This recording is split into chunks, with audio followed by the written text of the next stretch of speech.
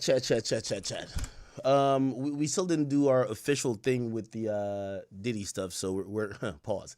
We're gonna probably do that off the top and try to get that out the way, right? So I've been like going real hard trying to find some updates on this David situation. Like the David situation is kind of like it's kind of really trippy. The cops aren't saying nothing, but they're leaving him free. I'm really wondering. I don't know. Anyway, I'll see what the thing turned on.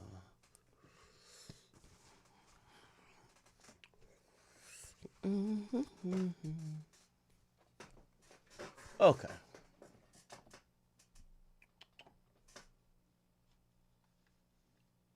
Are we on? I think we are. All right. First and foremost, welcome, y'all. Welcome. I know I haven't been on for a while. I should have been on during the sentencing for Diddy, but I was not. So I apologize for all the people who expected me to give you the reliable updates. And I really apologize for that. Now, if you guys don't know and aren't hip to what went on, Sean P. Diddy Combs was sentenced on October 3rd. He was actually sentenced to 50 months, which if you do the math on that ends up being 4 years and 2 months, okay? Now, along with that, which by the way, I don't think there's been a post, I'm going to send you, like, Diddy pulled out all the stops here. Like, I mean, all the stops. Like, first and foremost,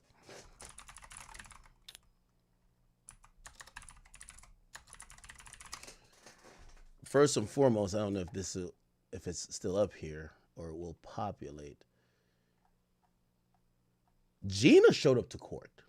I don't know if anyone noticed that. So Gina, and by the way, thank you to, there's a really nice, young, beautiful lady who's a chat queen who corrected me. She said, listen, I'm just sick and tired of you pronouncing her name wrong. Her name is Gina Han. Like, it's not Hyun or whatever you keep saying. It's just Han, right? Which I'm like, I'm an idiot. I should have been a parent. Anyway, Gina did show up for Diddy. And let me see. Remember, the last time she was spotted was outside like a Whole Foods. And she was asked a question, hey, what do you feel about it? She said, hey, listen, I am not in fear.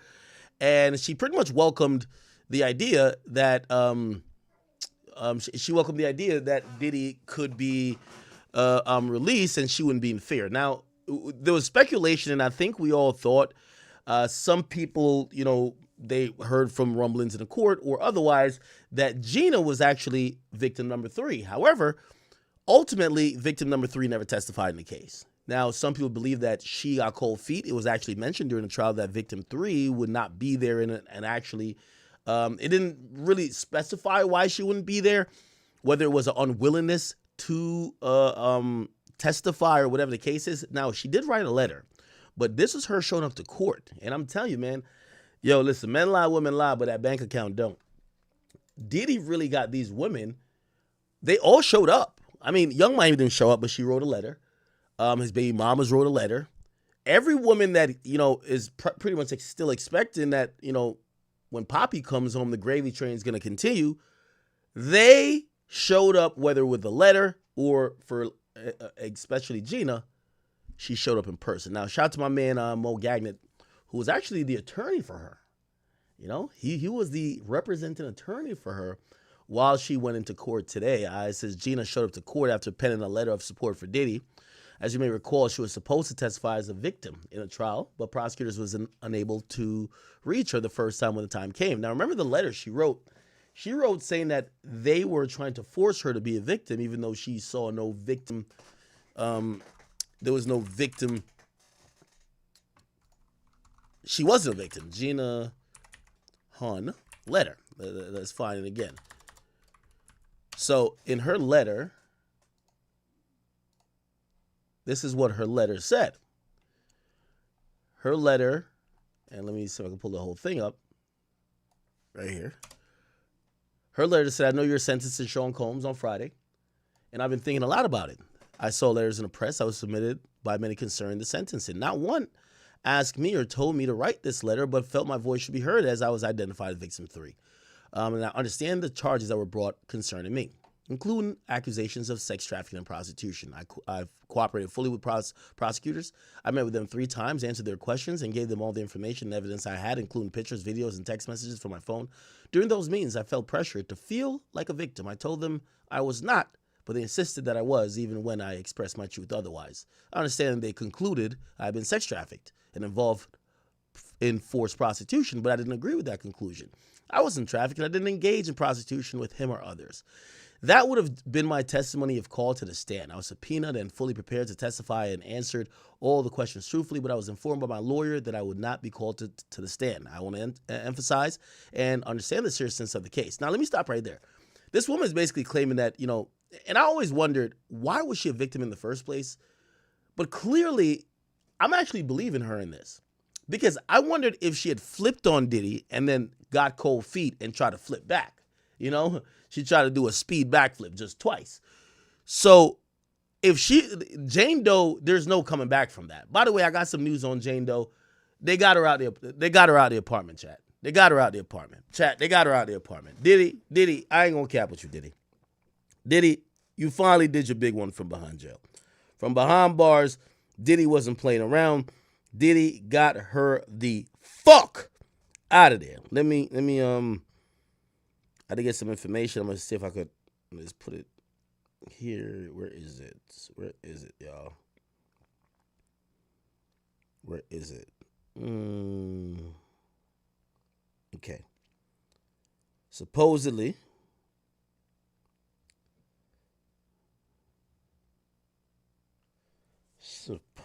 where is it?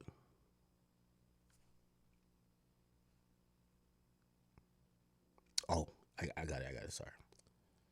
And by the way, I get these information from you guys messaging me. I keep telling you, I read all my Instagram messages. You guys should, if you have important information, please message me. Give me a second. I'm gonna get to it. Okay.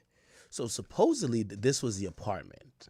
And I kind of did some background research, and apparently it was.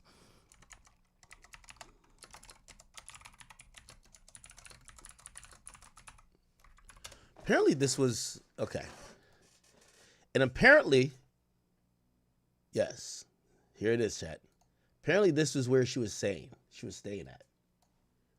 Don't ask me how niggas pulled this up. If y'all remember this kitchen, we'll showcase the kitchen that's in her Instagram stories. But it looks pretty accurate. By the way, the rent gone up. Remember, Diddy was paying $10,000. They have now listed this again for rent, but it is now for rent for $12,000. Okay, let me go down a little bit. Yeah, it's now listed as of 9/21. So Jane Doe is kicked out. 50, you got to move her back in. I'm sorry, 50. You my mans, but you got to move her back in. It was listed for rent at 8/22, which means probably Diddy sometime during, or after the trial gave notice I'm not keep paying this rent. She probably couldn't pay it. By the way, the listing was removed. Remember, it was listed for 10 grand. It matches up with the time, chat. 2023, she gets there. That's the love contract. It was, the listing was removed a month later. And by the way, let's go to, what's her name? Daphne Joy, right? Daphne Joy. You've seen her in a different place now, right? Is it the same place? I don't know. Maybe it's before she moved out. But if we scroll down, I don't know if we'll find that kitchen. But I remember her being in that kitchen. Let's see if we can find it, chat. Let's see if we can find it. Y'all remember the kitchen, all right? I know y'all remember that kitchen. Because it was one of the posts we looked at. Yeah, she might have removed all the pictures from it. But I remember her in that kitchen. That's a fact. I know y'all remember it too, because we showed it on stream. So maybe she... Okay. That's from that house. So Diddy got her up the fuck on out of there. You know what I mean? Oh, here it is. Here's the kitchen, chat. Look, it looks the same to me, right? Look. Bang. By the way, I don't even want to shout out your name. I do want to shout out your name to give you credit, but I don't want to dox you. But this is why I told you, man, ain't nothing bigger than the chat. We got the best supporters in the world. Look at the kitchen right here. This shit up on Zillow. Got her the fuck on out of there. Got her out of there, chat. It's listed for 12 bands now. Got her out of there, chat. Got her out of there. It's over. It's over. No more fine dining. Back to ramen noodles. It's over. It's over. I told you, Mr. Take That wasn't going to take this type of flippery. So, yeah, she out of there. This was the kitchen. You see it on her story. You see, look, this is when she just moved in, a couple months after, December 1st. She's showing off the place. Cooking for you. Acting like she got a cooking channel. Bitch, you know the vibes.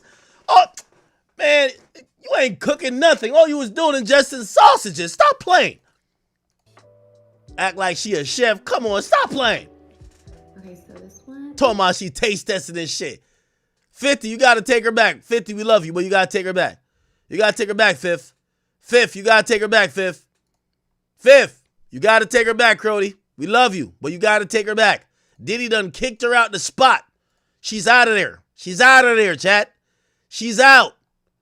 Diddy got her the fuck out of there. Yeah, all them pictures. Yeah, let's look through the house a little bit more. Yeah. And it's accurate. The $10,000 a month of rent, it was listed for $10,000 back then. I don't know how this person found this shit. This is crazy.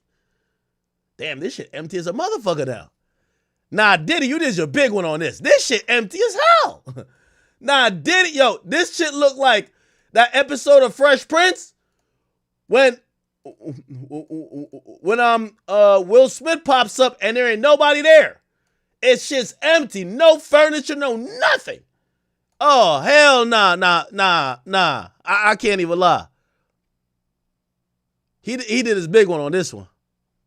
He did his big one on this one. I can't even cap with you, Chad. Now, Diddy had her living good, though. Diddy had her living good. Diddy had her living good. Fifth, ball back in your court, Crody. Or you're gonna be in child support court with her for forever. Yeah, she was living good. She was living good. But Diddy got her the fuck on out of there, man.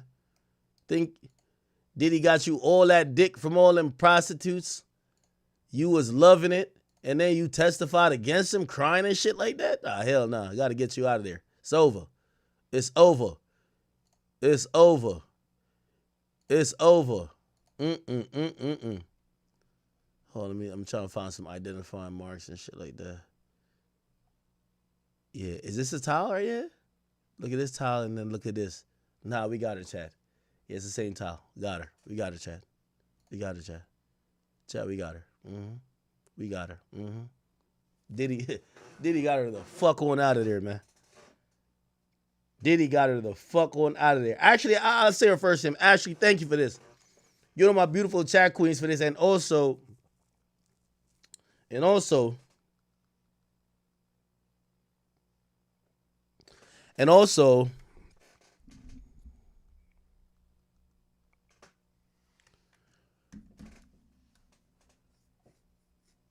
I forgot what I was saying. Anyway, yeah, he really got her out of there. God damn. There's another. Yeah. Oh, here's another picture of the spot. Yeah, that's it. That's it. That's it. If we look at the aerial view, we'll see.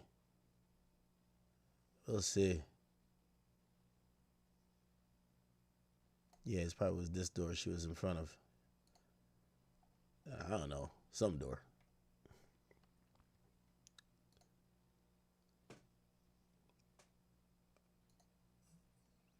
Treacherous, man.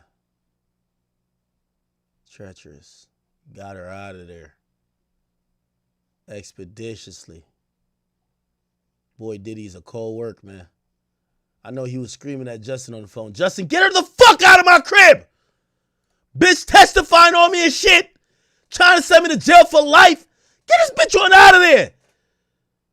Break the lease! Fuck it! Break the locks! Get this bitch on out of there! Send her back to 5th. Send her back to Curtis. Yeah, I know he was tight. He was definitely motherfucking tight. Oh, this is just one of them little things where you just post mad pictures, huh? Okay. But this is definitely the crib. Yeah, thank you to my chat queen, Ashley. That's her name. Ashley, I might have a job for you. Because this type of stalking is like top tier. Can't have got. Type of stalking is fucking top tier. Okay. All right. She out of there. She out of there. She out of there, chat. But Gina's still on the team. Gina not going nowhere. Daphne's out. She got to go link back with Puff or go join the Kanye West sex cult. She got to go do that. But Gina's still on the team, and she was trying to get her man free, right? She said they were trying to make her a victim. She said she's not no victim. And she said, yo, listen, I want to emphasize that I understand the seriousness of the case and the pain others may feel. She acting like she don't got no pain. I can't speak for no one but myself. In terms of sentencing, I kindly ask you to consider releasing him back to his family. Yo, I love a delusional side chicks. You know what's crazy? Gina think she his family too. And she ain't never had no kid with him, none. Thank God for side chicks like this, bro. Thank God for side. I keep telling y'all, man, most happy relationships is two people fake faithful and a good side chick in the cut that's making all them problems that your main girl give you go away. Because when you with her, nothing fucking matters. Gina's the GOAT. Gina's the GOAT. I ain't gonna hold you. She's a GOAT. She says, I understand throughout the process he's been cooperative and respectful, including turning himself in.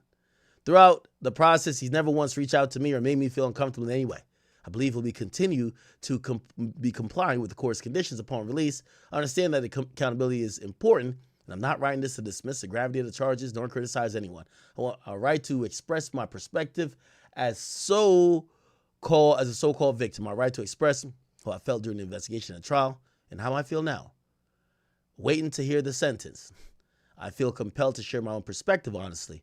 I respectfully ask you take my words into consideration when making your decision. Thank you for your time and allowing me to be heard. Damn. Look at her. She showed up to court, man. Richard, right here. How you feeling today? How you guys feeling today? Shots my nigga Mo. My nigga Mo is in there. Feeling today? Looking forward to justice. My boy said looking forward to justice. Holy. Today? Looking forward to justice.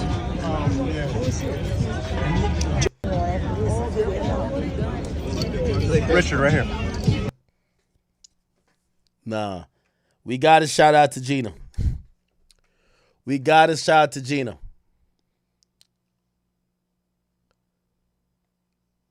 Yeah. Okay. Anyway. So, Diddy was sentenced. By the way, there's a video that was played in court, and they sent me the video. So, y'all want to hear the video that Diddy played like a trailer in court, or his lawyers did. And he also did speak. So, Diddy actually did speak. But let me play you the video that they sent. Let me see. I'm going to play the video. Let me see. No.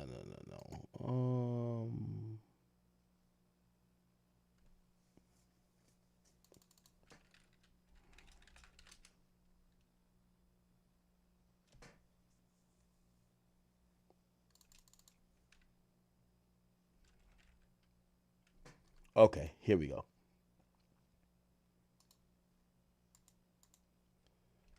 So I want to show y'all the video that was played in court. Give me 1 second. Don't ask me how I get these videos, man. We just bully the scene, man. I stole that shit, nigga. Facts. I gotta add that to the soundboard.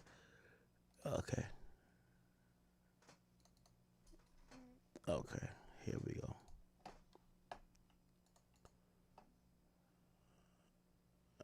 Okay. Bingo.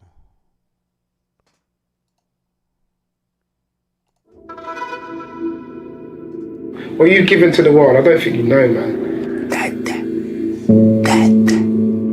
When my We gotta give her a bottle then. Know that you mean something to people. Know that you mean something to people. Like you live somewhere in people's heart. My nose fell off. No. Keep in mind, this is an 11-minute video. The entire thing was played in front of the judge. My lip fell off. Thank you. You wear it? You inspire, you energize, and you've left that for the rest of the existence of this planet, man.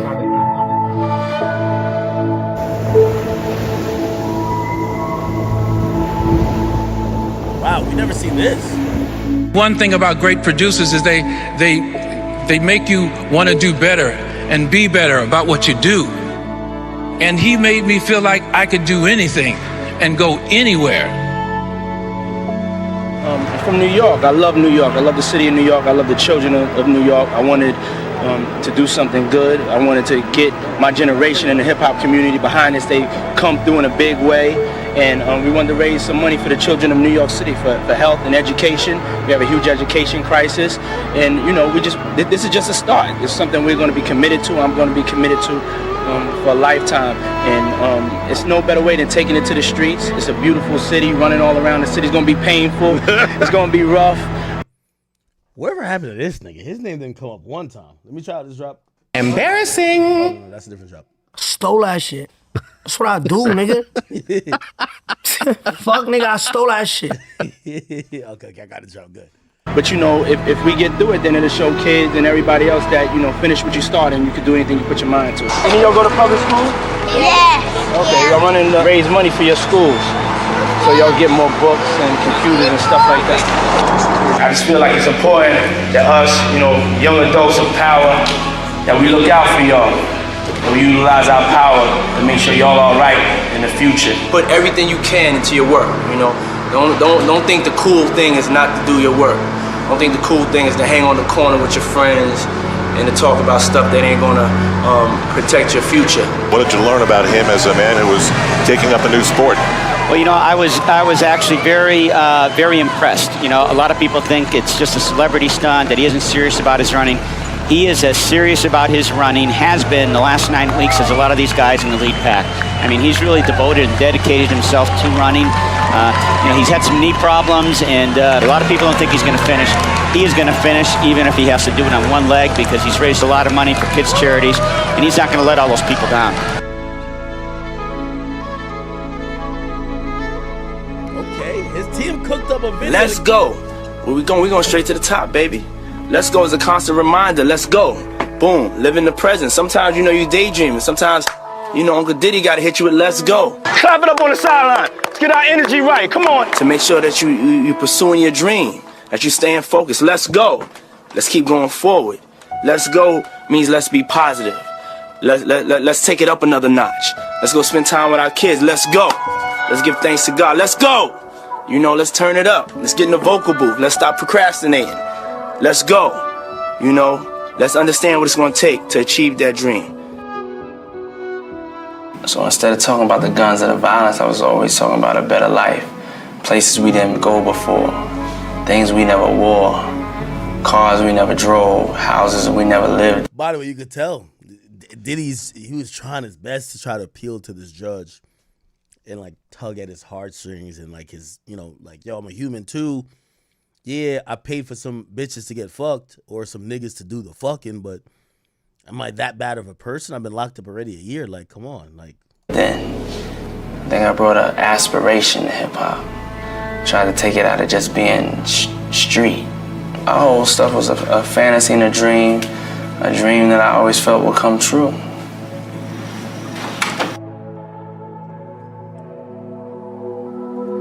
I started out just like you guys. I come from New York. I grew up in Harlem. I used to have to wear a uniform every day. Had to get up early in the morning, had to travel to go to school. I worked hard, just like you guys are working. This country and this world we live in may have planned for y'all. I didn't listen to that, and I don't want y'all to listen to it either. Y'all are great. Y'all are kings. Y'all are queens. Y'all are leaders.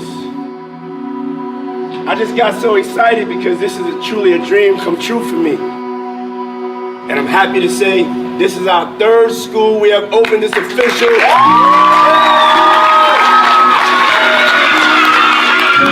When we come together as a people, nothing can stop us.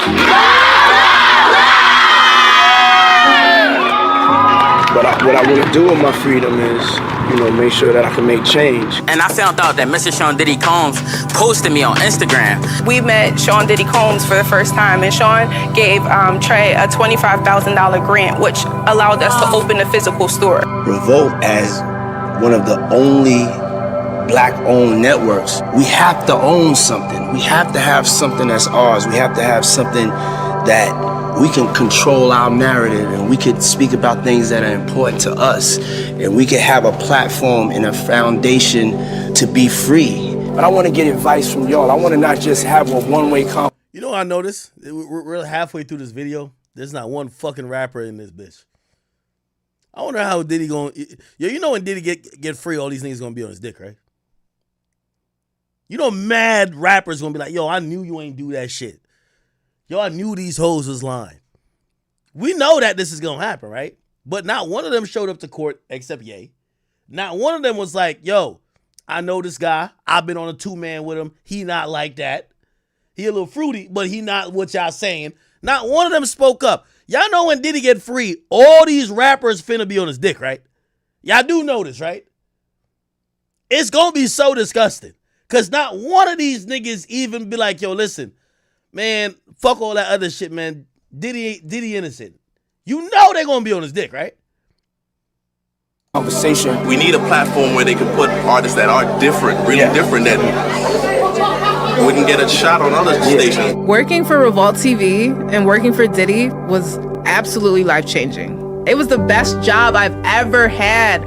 I learned excellence through him. Yo, is this a no jumper interview? I don't see enough of things truly changing. And I don't understand how we are the richest, most powerful country in the world, and it seems like we can't solve the problems within our own community. African American communities are last, and the only people that are going to change that is us. We have to stand strong together, and we have to get to that change. You will change the world. I've been to hell. Yeah. But I'm gonna make it. You gonna make it, that's right. And I got something for you. Remember I told you I had a present for you? Yeah. I ain't that pretty.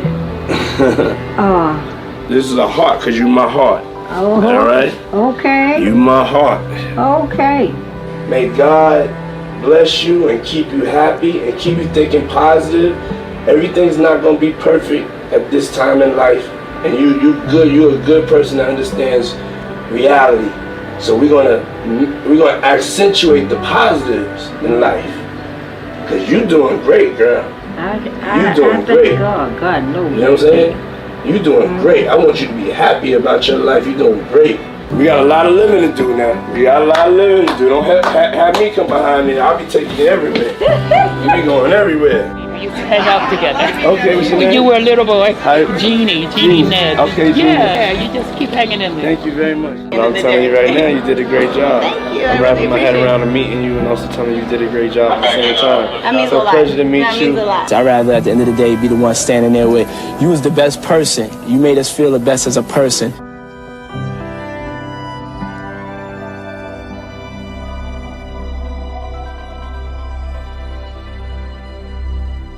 How old are you? 2. How old are you? 2. You got a 2. That's 2. My name is Pookie the Bird. Pookie. Happy birthday. Washing hands. We gonna be shucking it up. Yeah! Hallelujah! Hallelujah! Hallelujah! Thank you, God. She's surprised he put this in there. Wow, but I ain't gonna lie, chat. I'm watching. They sent me this video. They told me it was played in court. I didn't watch it before now, and I ain't gonna lie. 8 minutes in, it's kind of tugging at my heartstrings a little bit. I got to keep it a bean. I'm human. I'm like, yeah, Diddy's not that bad. Like, he's done good things too. It makes you reflect on, oh, there's other sides of him. Because I think what this trial did, it made us feel like there's one side of him. Just this uncontrollable freak that had an insatiable appetite for sex or sexual experiences. And when you look at anybody like that, you're like, oh, you're like disgusting. You're like this like demonic, like you're ill. Like you're this pervert who needs to just be like put away. But when you see all the other things, like, yo, this guy's legit doing great stuff for his community and giving back and trying to help other people, and people are saying, yo, this guy helped me, and you watch him in his family life, you're like, oh, yeah, he's still a freak. He's still like some of these things that we think, but like there's many different sides to him. I'm surprised he actually reflected or used the Kim Porter death. You just being my father, just... Nah, Diddy is a real nigga though. Cause me, I got a strict principle. If you ain't come out of my ball sack, I can't fuck with you like that. Diddy be loving Quincy like that's his real child. Like he love this Quincy nigga. If you don't know, Quincy, I believe, is Albie Shore's son. But like Diddy don't even act like, nah, you the stepson type shit. Like he's like, that's my son. And I think Quincy loves him the same. Thank you for inspiring. Thank you. I love you. Thank you for loving us. Thank you for loving me. I think Quincy calls him dad, right? Church. There is a definition of grace that is more. Heavy on the family. Shout out to Baby Love too. Baby Love got them little Dirk eyes. I ain't gonna cap with you. I ain't gonna cap. Hey, I gotta say, man, it's heavy on the family, heavy on the giving back. And I ain't gonna lie, I think this is an impactful video. I don't know who cooked it up for him. I gotta be honest. It's kind of, it will be working on me. Now, granted, I'm pretty sure like a judge sees inmates or defendants do or employ 15 million different tricks. Like one nigga sang in court, be like, "I'm sorry." Like, you remember this nigga right here? Be like,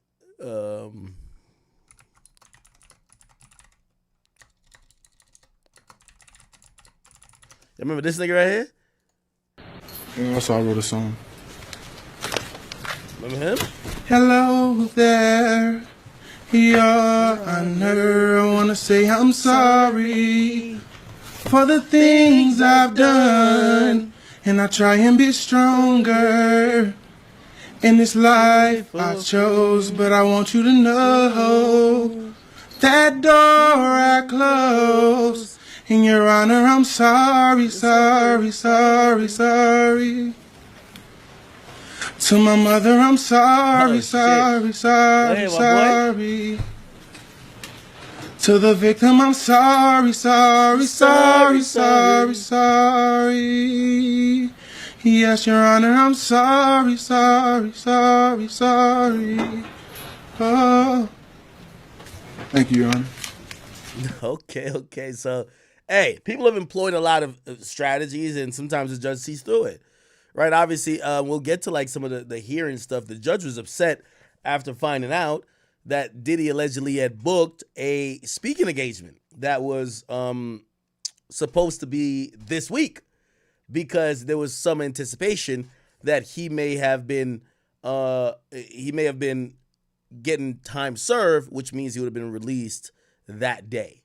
So, you know, it was by the way, the sentencing took all day.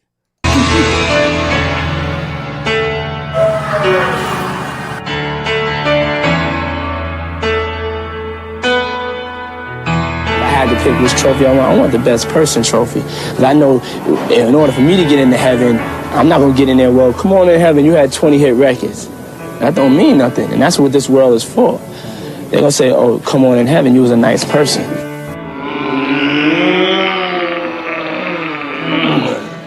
I love you. I love you so much. I love you so much. Love you so much.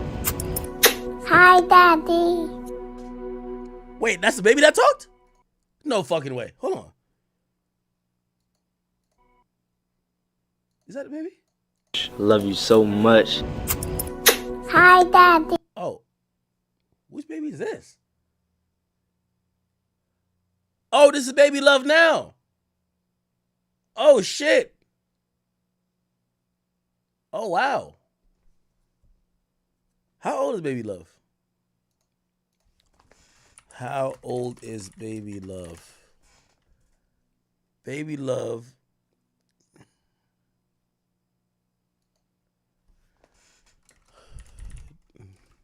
How old is Diddy's Baby Love? Yeah, here we go. The fuck? Oh, it's 3 years old. Okay. How old is Krishan Rock's son? Does she be talking? Does Krishan Rock's son kid be talking yet? Oh, so this one is a little baby. Oh. Hey, I think they did a good job on this. They did a good job on this. I'm not gonna cap with you. I'd be moved, but of course, I don't sit through hundreds of sentencing situations where like you realize everybody has their tactics, and you got to be able to say, yeah, that's cool that you could sing or you made a video, but nigga, you're a fucking pervert. You're going to jail for a long time. What's this? Okay, here we are, Matthew Russell Lee, Inner City Press, here at the Southern District of New York Courthouse. It's today, October 6th, 2025. Now, Friday, we covered... No. We got to go back to Friday. This is Friday. Okay, here we are, Matthew Russell Lee, Inner City Press. We're midway through, one hopes, the Okay, now we got to go to the beginning of the day. Okay, here we are, Matthew Russell Lee, Inner City Press, here at the Southern District of New York Courthouse. Today, Friday, October 3rd, it's D-Day. Sean Diddy Combs the sentencing will begin today. Hopefully it will finish today. Turns out that at least 4 of his lawyers want to speak. And the judge hasn't said no. Mia will speak from as a victim. The judge upheld that, Judge Subramanian. And at midnight last night, Brian Steele, who's put in a series of letters of support, Miles Guo among them, Palm Beach chaplain of the police there, and Sean Combs' letter himself. But he put in a video. He was supposed to give it to the prosecution at 5 p.m., and I'm sure he did. But at midnight, he put a Dropbox links into the docket. So we Dropboxed, and we put it up. And you can find it. It's well, you can say, I haven't rarely seen that, but it's not the only time I've seen it. I actually do remember a sentencing for another defendant delayed so they could produce a video to try to show the judge who they were. Here, I don't think there's any... I think Subramanian's heard quite a bit of testimony about the days at Revolt, Bad Boy, the family. He's seen the... so I don't really know what it brings to the table. Okay, so they're talking and I wonder whether all of this sort of hoopla is going to drive it into more than one day. That would be ridiculous, because this is the day. And on the one hand, the government wants 11 years. On the other hand, Combs wants time served. Now, granted, 11 years I thought was preposterous. It was clear that the government was trying to get, like some consolation prize. Like they lost on the major charges that could send Diddy away for a long time. But they wanted to get like a consolation victory to be like, well, we got him on buying pussy, and we've given him an enormous amount of time. And I think they were going to try to peddle that as a victory to say, well, it's not that we're happy that he's going to get, let's say he got 11 years for buying pussy. But with everything that came out in trial, he's a bad guy. And a bad guy goes away for 11 years. You don't care what he goes away for. Like, for example... I can't remember who it is. You guys probably remember or spamming in the chat. There was like some mobster or gangster or whatever that they were trying to get on like murder charges and all these drug charges or whatever the case is. They could never do it. And the thing that sent him to jail was like taxes. And the government still took it as a win. They're like, yeah, we got him. You know what I mean? Because like, hey, they basically sold it to everyone like, this is a bad guy. We couldn't get him on certain things, but we all know he's a bad guy. So we don't care why he goes to jail. Let's just send him to jail.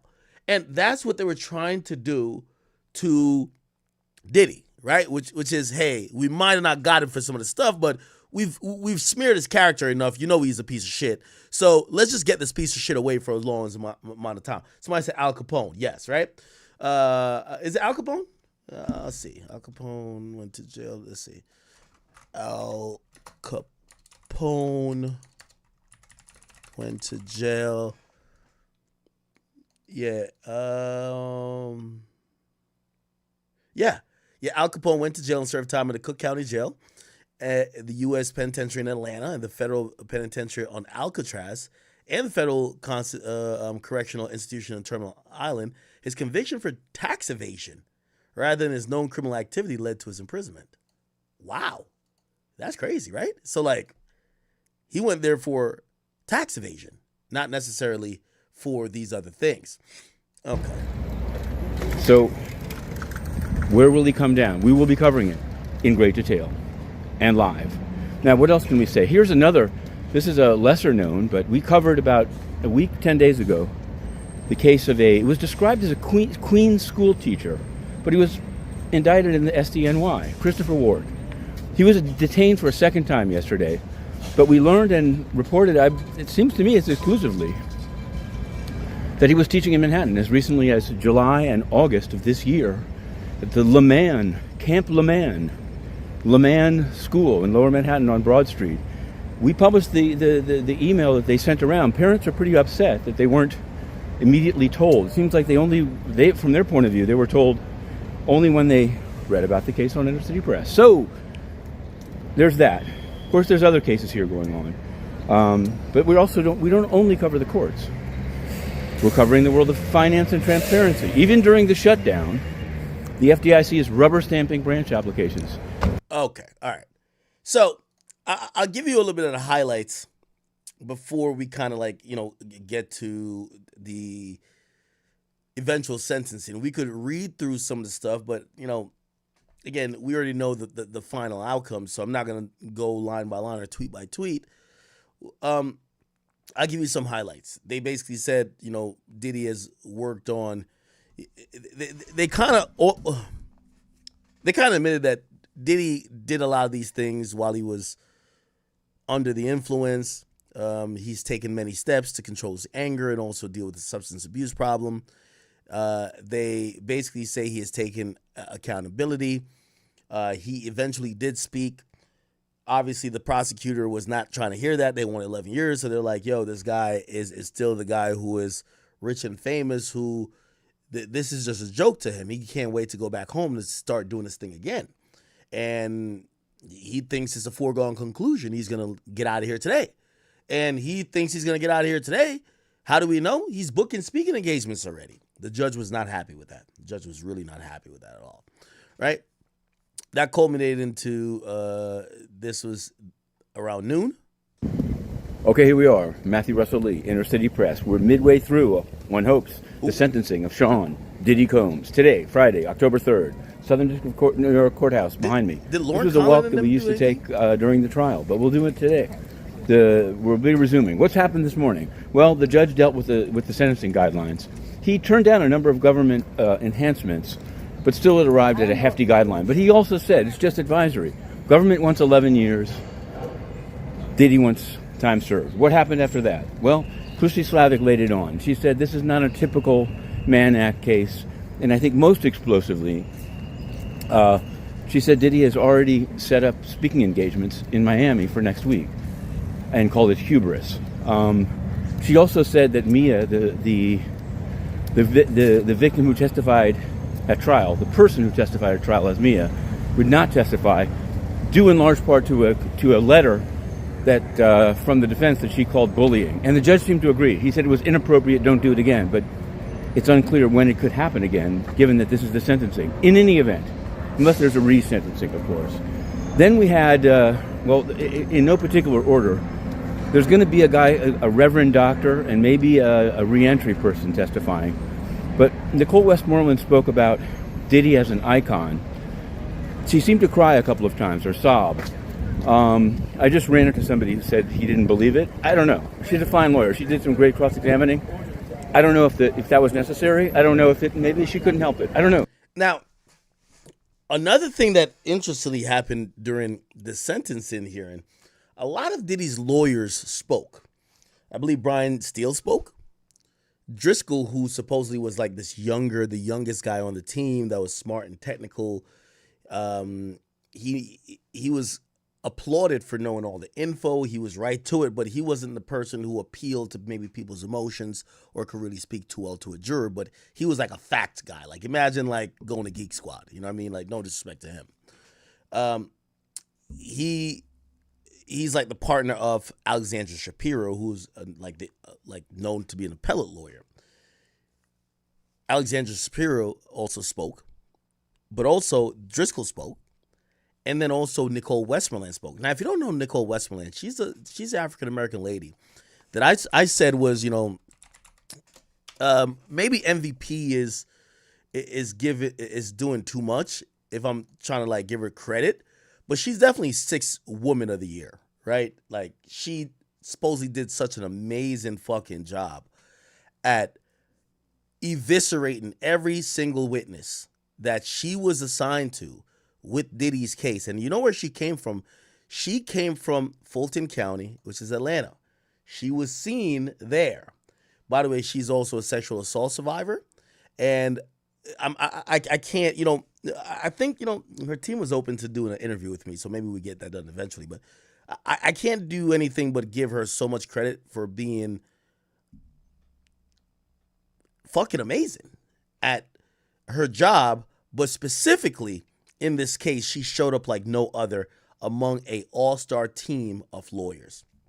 And she spoke at his sentencing, and she cried. She shed tears. She shed tears saying that the person she met, which is her client now, Diddy, changed her life, and he had such a big and dramatic impact on her.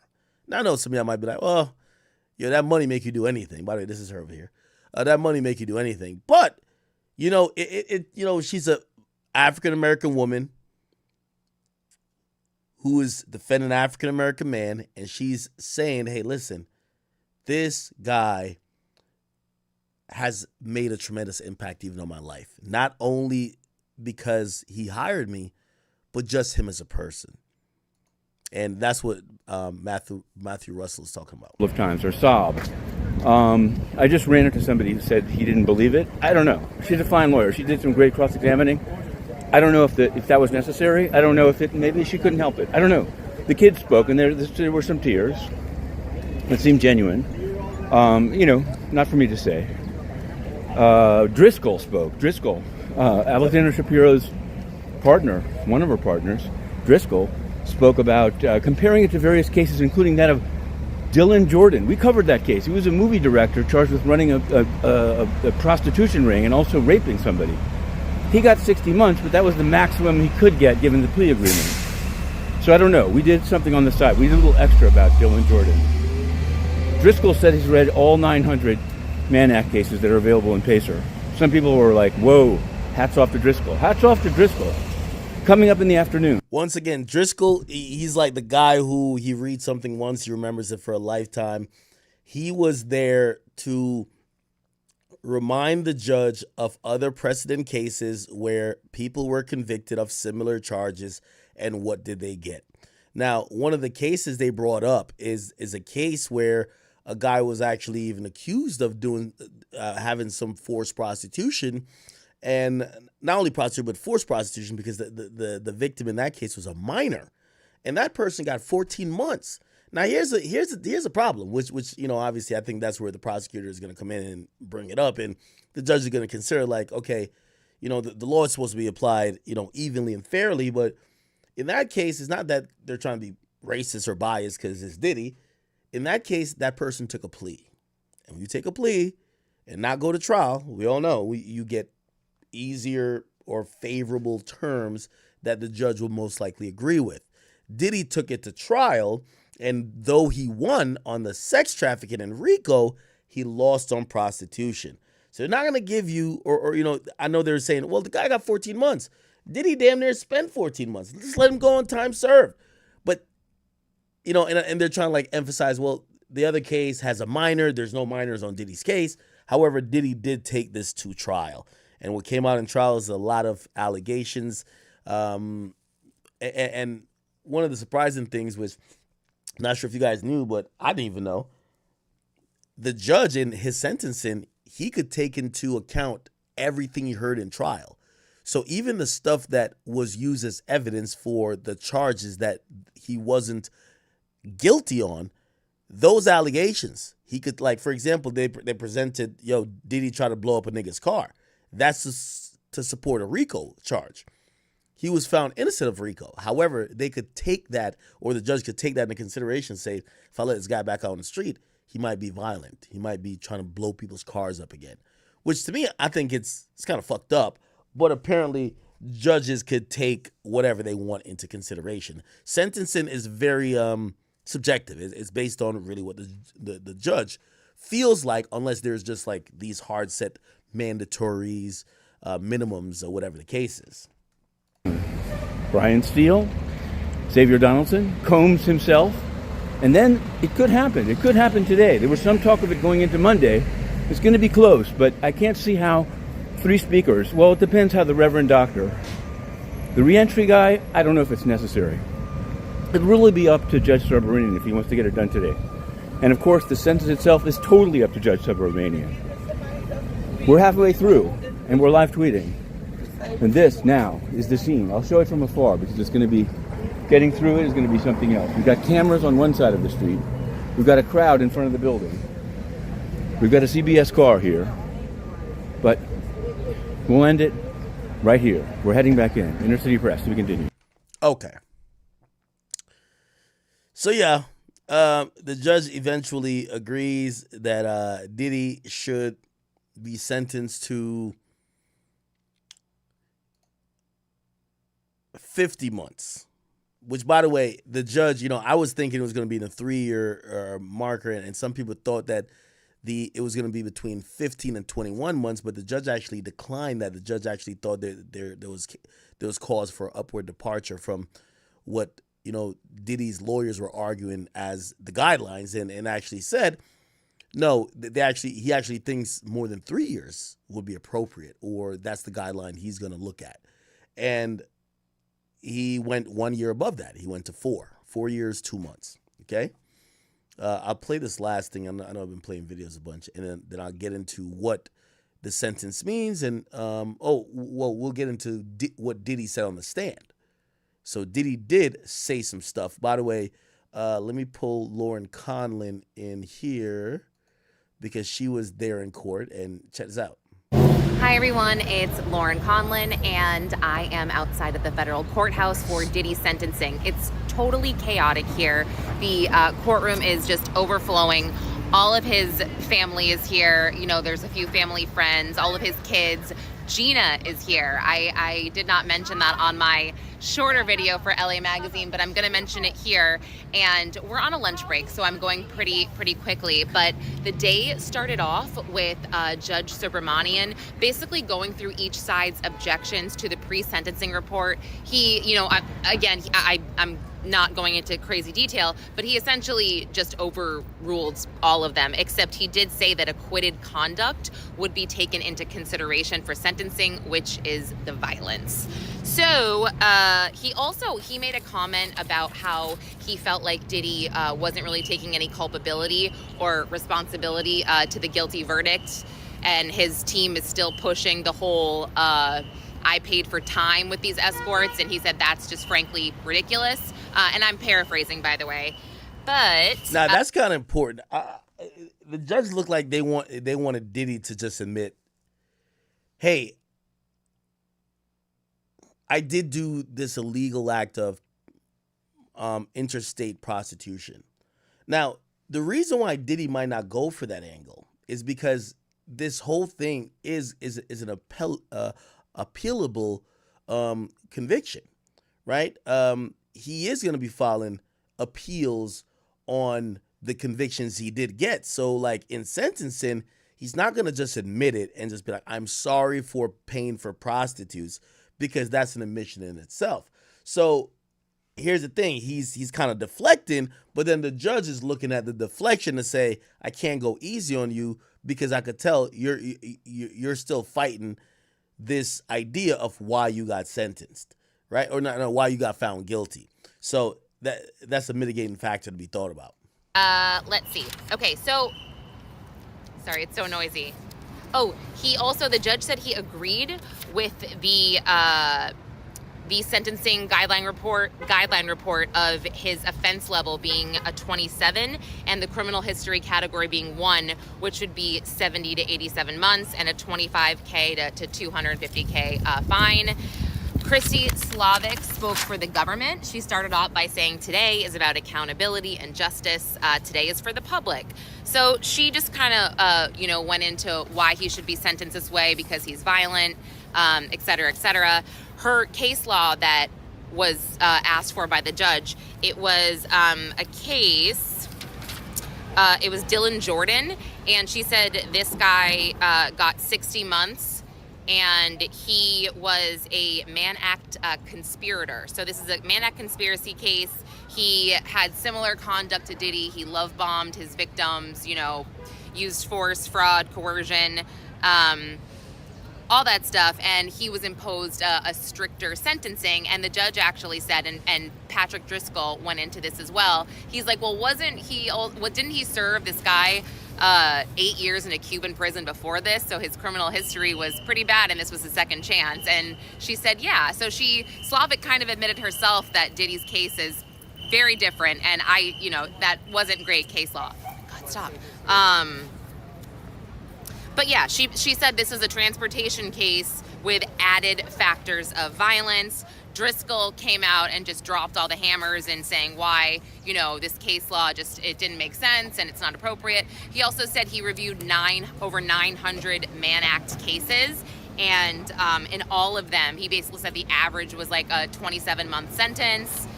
I'm skipping over a lot of this. He, went into, again, very detailed case law. He said some very, he basically shared a vile text message in another case where this defendant got a way less of a sentence than Diddy, and he just, or that they were trying to impose on Diddy, and he just said, yeah, this, Diddy never said anything like this to any of his quote unquote victims, and it was something like, all you're good for is your, what, lady parts, I should make a mold of them. I'm paraphrasing, whatever. Nicole Westmoreland got up there. She started crying, and she said how much, Combs meant to her as a person, how much he influenced her, specifically in her personal life, talked about all his charity, what he did, for charter schools and this and that. And talked about his MDC work. He's teaching a class at MDC that, has really gone a long way for inmates. And okay, so let me just skip to this part. Diddy's kids got up there, and every single one of his kids, except for the 2-year-old, spoke. Delilah, his daughter, sobbed. Jesse sobbed. They all kind of were very, very emotional, but the girls it was tough. Delilah at the end was like, please, have mercy on our father. All the kids said he's a changed man. They can tell that he's changed. They played the 11-minute video. Diddy was sobbing. He broke down when they played Kim Porter and all the family surrounding Kim Porter, and it was just, it was crazy. Oh, also, the prosecution brought up something about Diddy booking a speaking engagement in Miami next week, saying how he didn't take this seriously.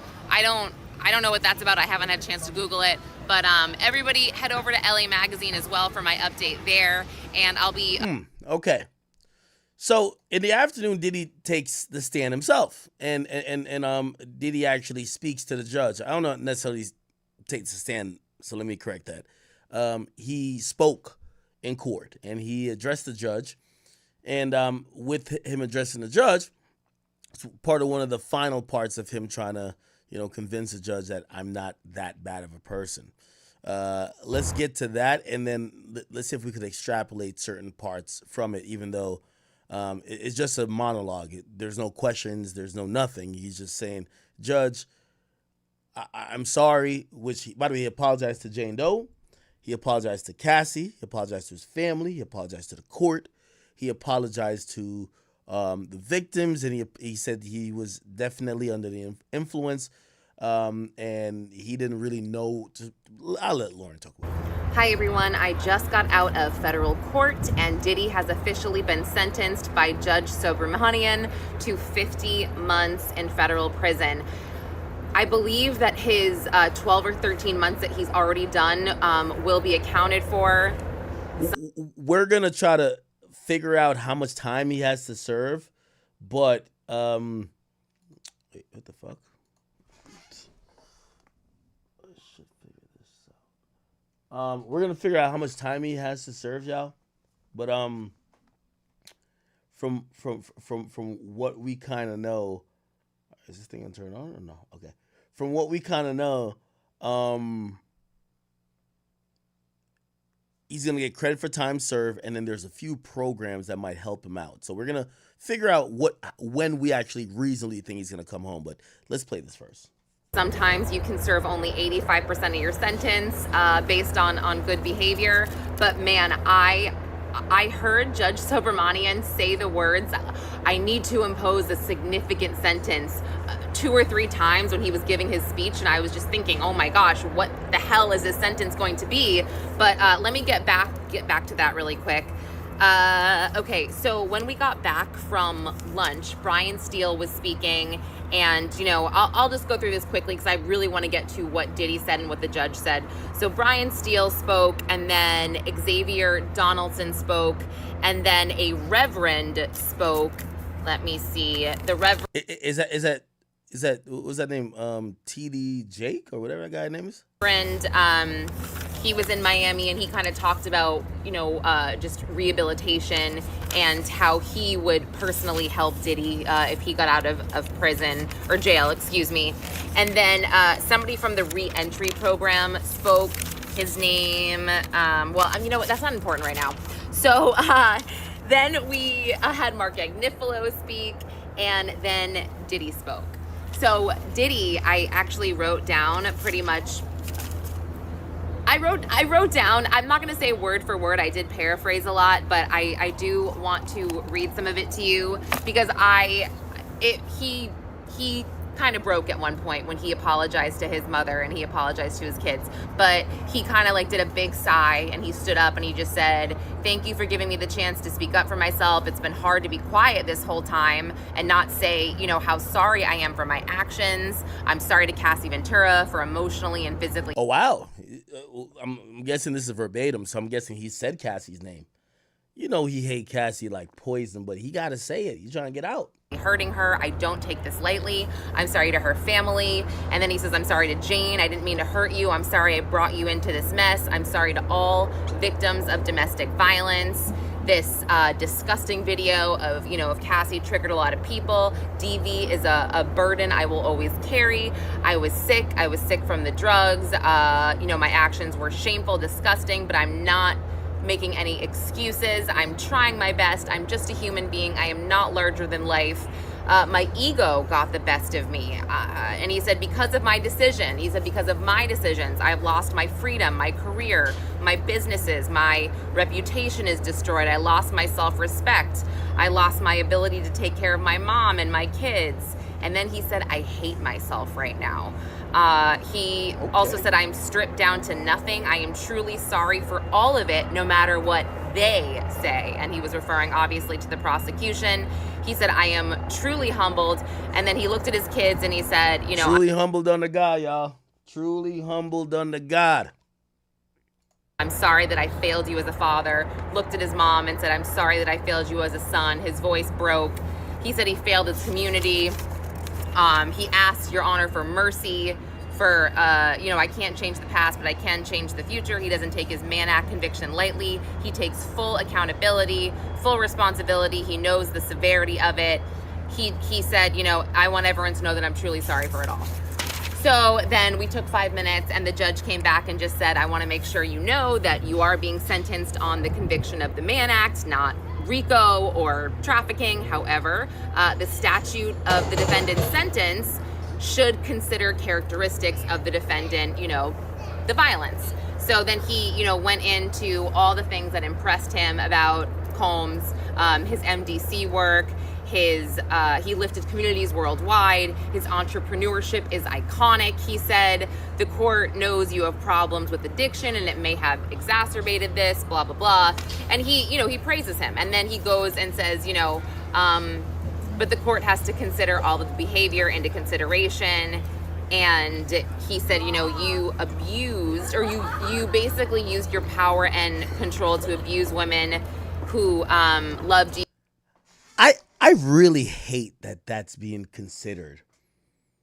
What's the point? Like, this trial made me look at the justice system like very differently.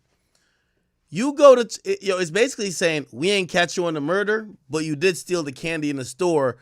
So since we ain't catch you on the murder, but we did hear that you were toting a gun every time, and yeah, whatever, and maybe you did this and you robbed this person, even though you're not charged for those things.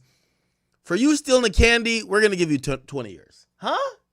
Like, this is like a makeup call. I kind of hate it. What's the point of having these charges? You should just be like, this is a morality test. If you're a bad person, we're just going to send you away. You just need to go away.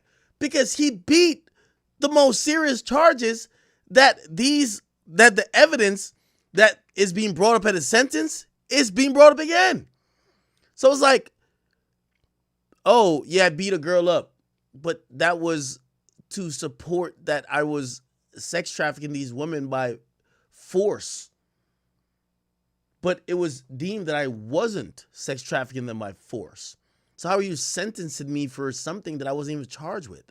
Now, one thing I said about Judge Subramanian from the get-go, he's a give-and-take judge, chat.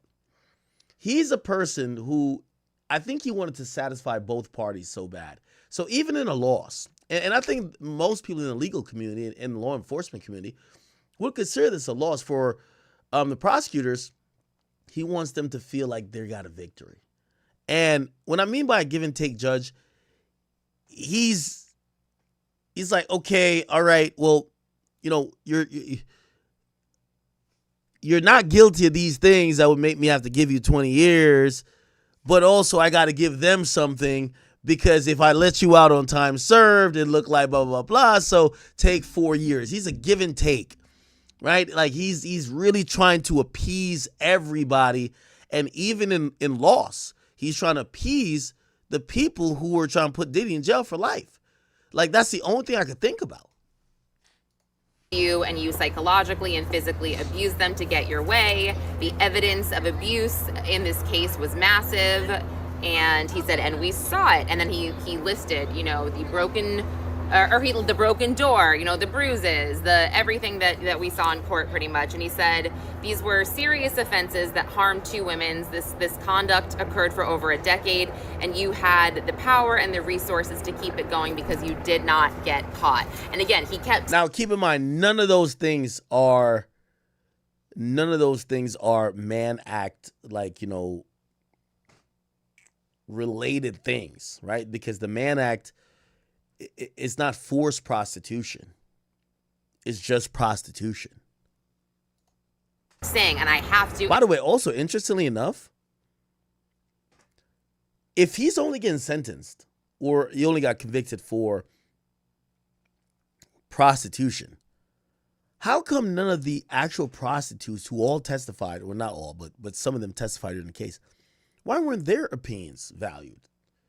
Because they would, you know, I get it, they were not charged because they had immunity, but they were also involved in these acts.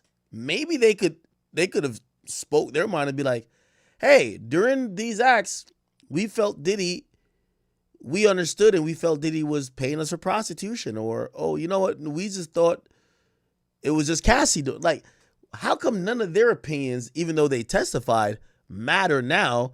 Like, almost they could have never been a victim of being prostituted. Because the idea of Diddy getting sentenced for prostitution, right, is that they're saying he prostituted Cassie, Jane Doe, and the prostitutes, yet none of the prostitutes really have a voice, especially coming to sentencing. I'm going to read that donation in a second. Give me a second. Impose a significant sentence because XYZ. And I'm like, oh my gosh, is it going to be more than like 11 years? And then he said, you know, the government's, request of the 11 years is too much, but the defense, 14 months is too little. So based on the facts and the circumstances of this case and the profound impact of, you know, what happened to Cassie and Jane, he said that, and he took into consideration the sentencing disparities that Patrick Driscoll brought up, and then he said yes. So he will be imposing a 50 months of incarceration, which is 4 years, 2 months, a $500,000 fine, and terms of supervised release of 5 years, and outpatient treatment. And I got to get all my notes together. I will put all of this in writing, but that is essentially what happened. And he didn't seem to really react at this, except like he sighed, put his head back. He looked upset. When it was over, he looked at his family, kind of shrugged. His family didn't, they didn't cry that I saw. They didn't make any type of noises or anything like that. So, yeah. Okay, now this is interesting. Chat. And we have a new update. Thank you, my man Memes, who just sent it. I think it's posted on DJ Academics TV. They said Diddy asked Trump for a pardon right after he got sentenced to 4 years. Let's see if we can find that. Now, remember what I said about the pardon for Diddy. I said if Diddy got convicted of sex trafficking or RICO, no way a president, even if like maybe Trump goes out on the worst terms ever, he's not pardoning that guy. You get me? Like, you're not family, he's not pardoning that guy. But if it's just the Mann Act, which means you're just buying pussy, it allows him the optics of pardoning you, but not looking crazy. Now, they're saying that Diddy asked for pardon, but let's okay, it's not really showing.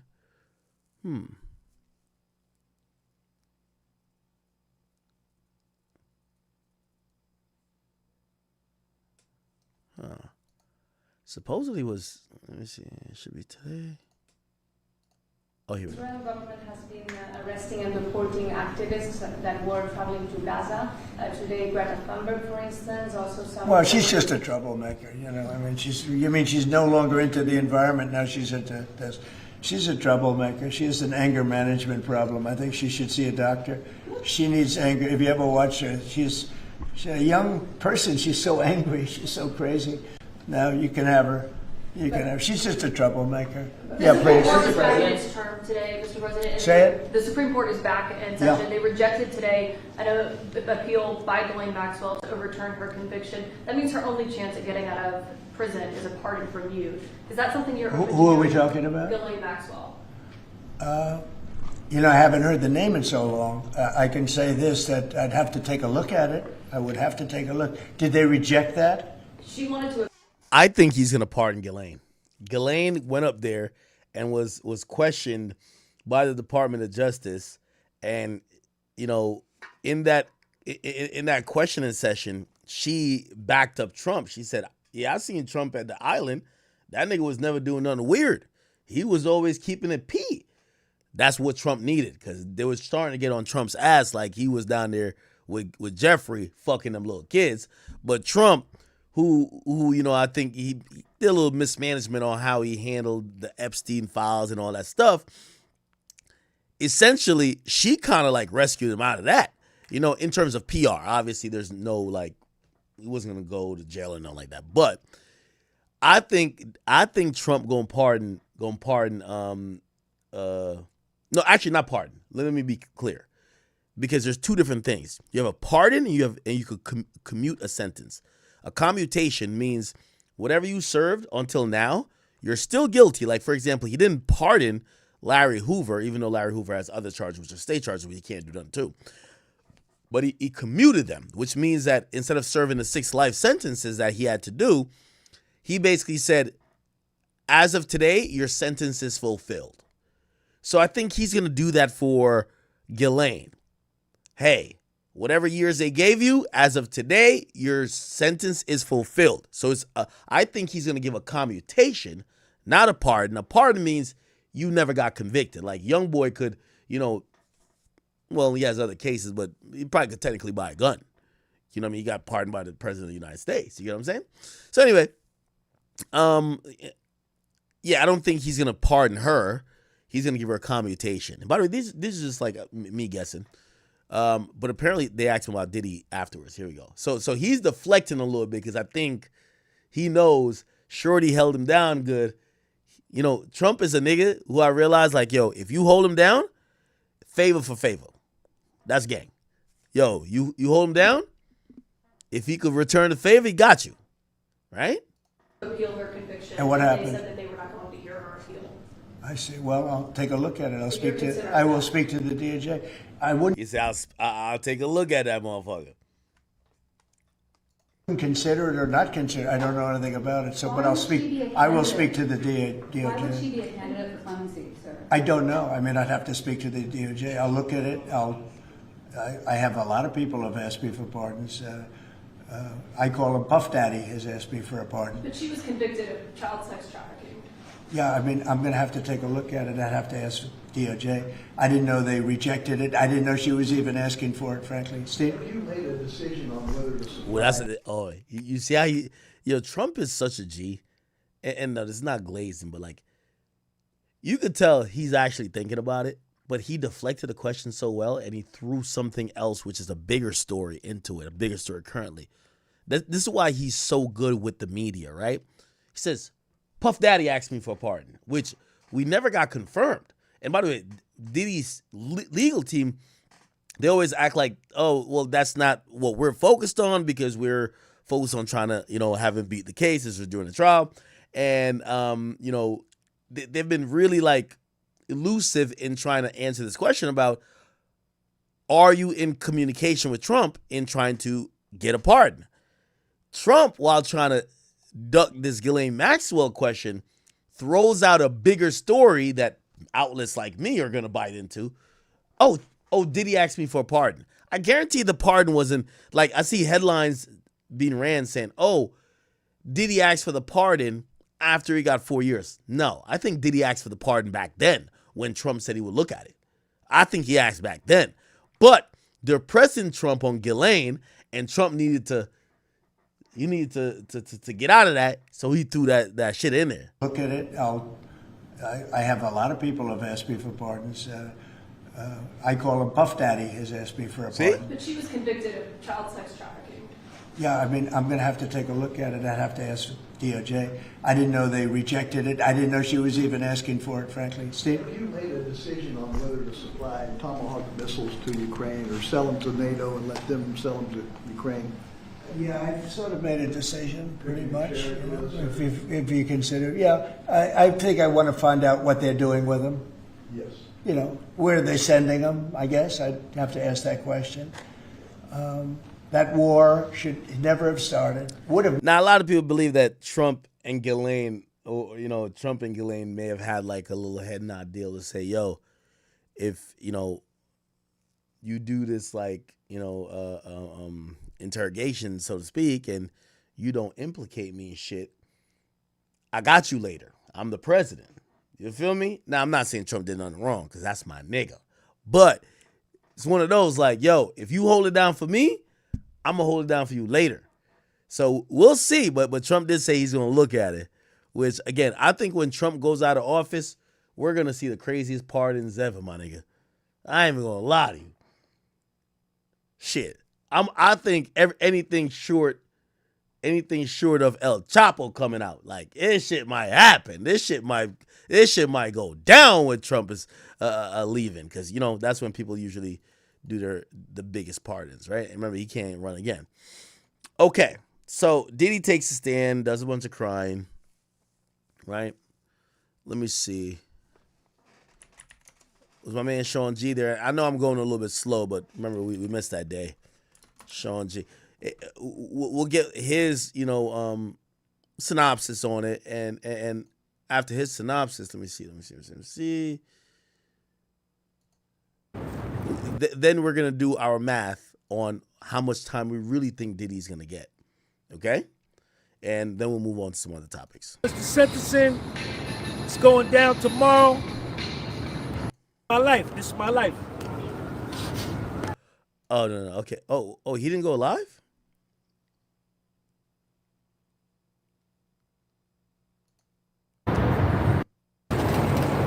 First offender. if she was such a victim Here you go. herself. Share this video.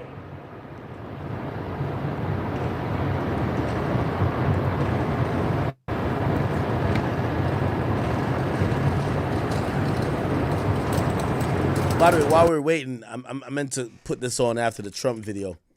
Look at 50 Cent, man. Is 50 hating, or is this how you treat your ops? 50 said, man, you can't get no pardon running your mouth like that. Get out of here. And he has a slide with basically, You knew someone and you were fine, and then you run for office, and he made this is an old Trump interview, some terrible statements. So I'm being honest. It makes it more difficult to do. Now, as reports began to circulate on Trump's response, claiming that Diddy dissing him is why a pardon more than likely won't happen, moments, and one moment in particular that may have cost Diddy his freedom has now resurfaced. White men like Trump need to be banished. When you knew someone and you were fine, and then you run for office. Wow. Yo, Diddy don't want this man free at all. I couldn't make it to the trial yesterday. Share this video. Share this video of New York judge on a Mann Act charge. Why did Cassie not show up here at the court and address the court herself? Why?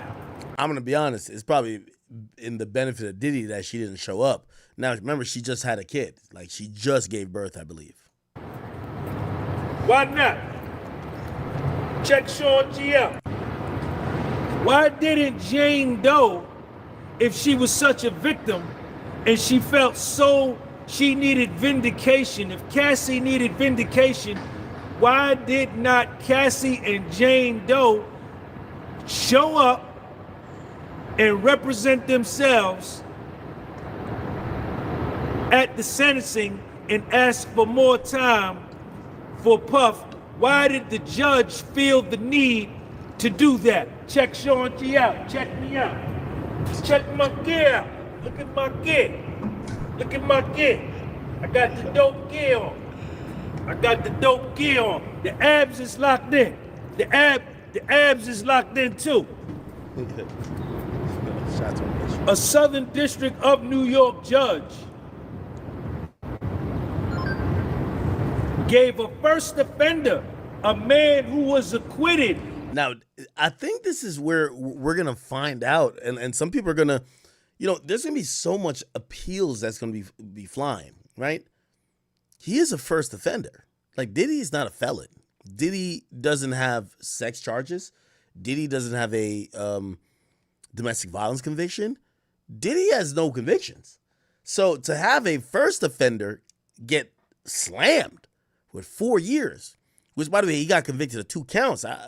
I'm not too sure how the judge looked at it in terms of sentencing, but that's basically 2 years and a month, right? 2 years and a month for each charge, which is 2 months, which is 2 charges. So that's 4 years and 2 months for prostitution. Of 3 very serious charges, which would have landed him life in prison. A jury acquitted him of those charges. And he was left with 2 charges, Mann Act charges or prostitution, which are considered misdemeanors in state cases. Some states don't even prosecute them.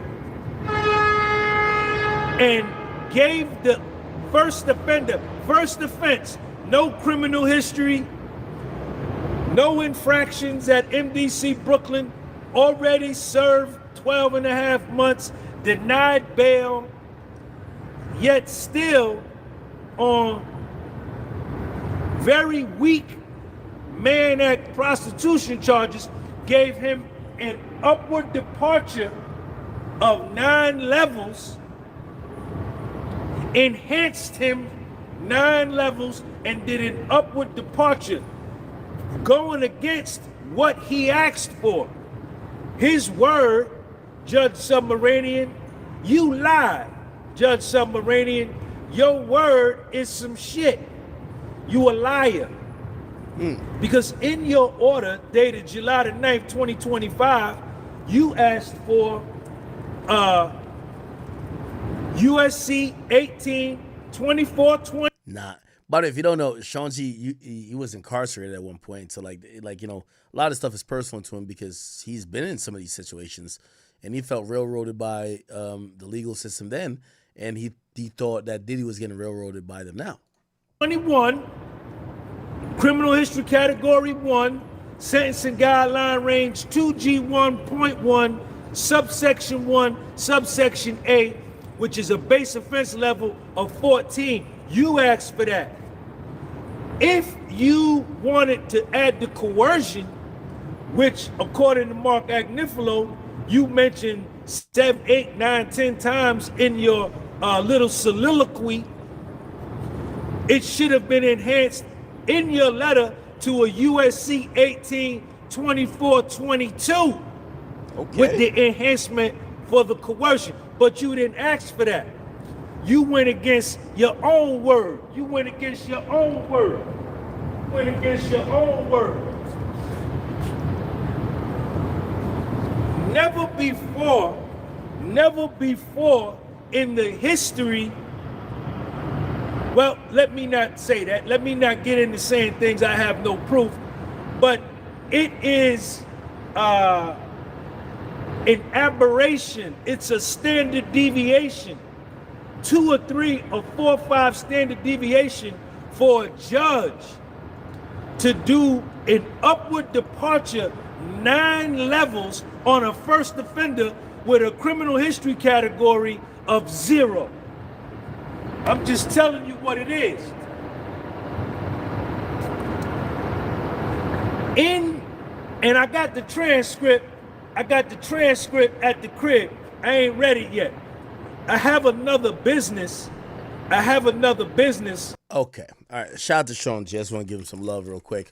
I did want to show. So 50 posted this. Again, 4 years, 2 months. That's 50 months, right? So 4 years is 48 months. Add 2 more on to it, it's 50 months. Let's try to do some math on reasonably when Diddy might come home. Now,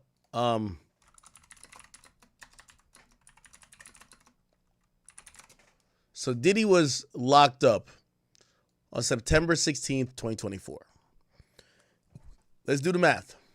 Diddy's been incarcerated for a year and a month, right? September, October, right? So he's been locked up for 13 months, right? I want to show you guys how I do this because this is how we could reasonably understand. So actually, I'll just keep everything in Google because they have their AI. He's sentenced to 50 months. 50 minus 13. That's 13 months. Diddy would have 37 months left, right? So 37 months to years. That would be 3 years from then. However, there's a few things helping Diddy out. Let's reverse the math and let's go back to the 50 months he's sentenced to.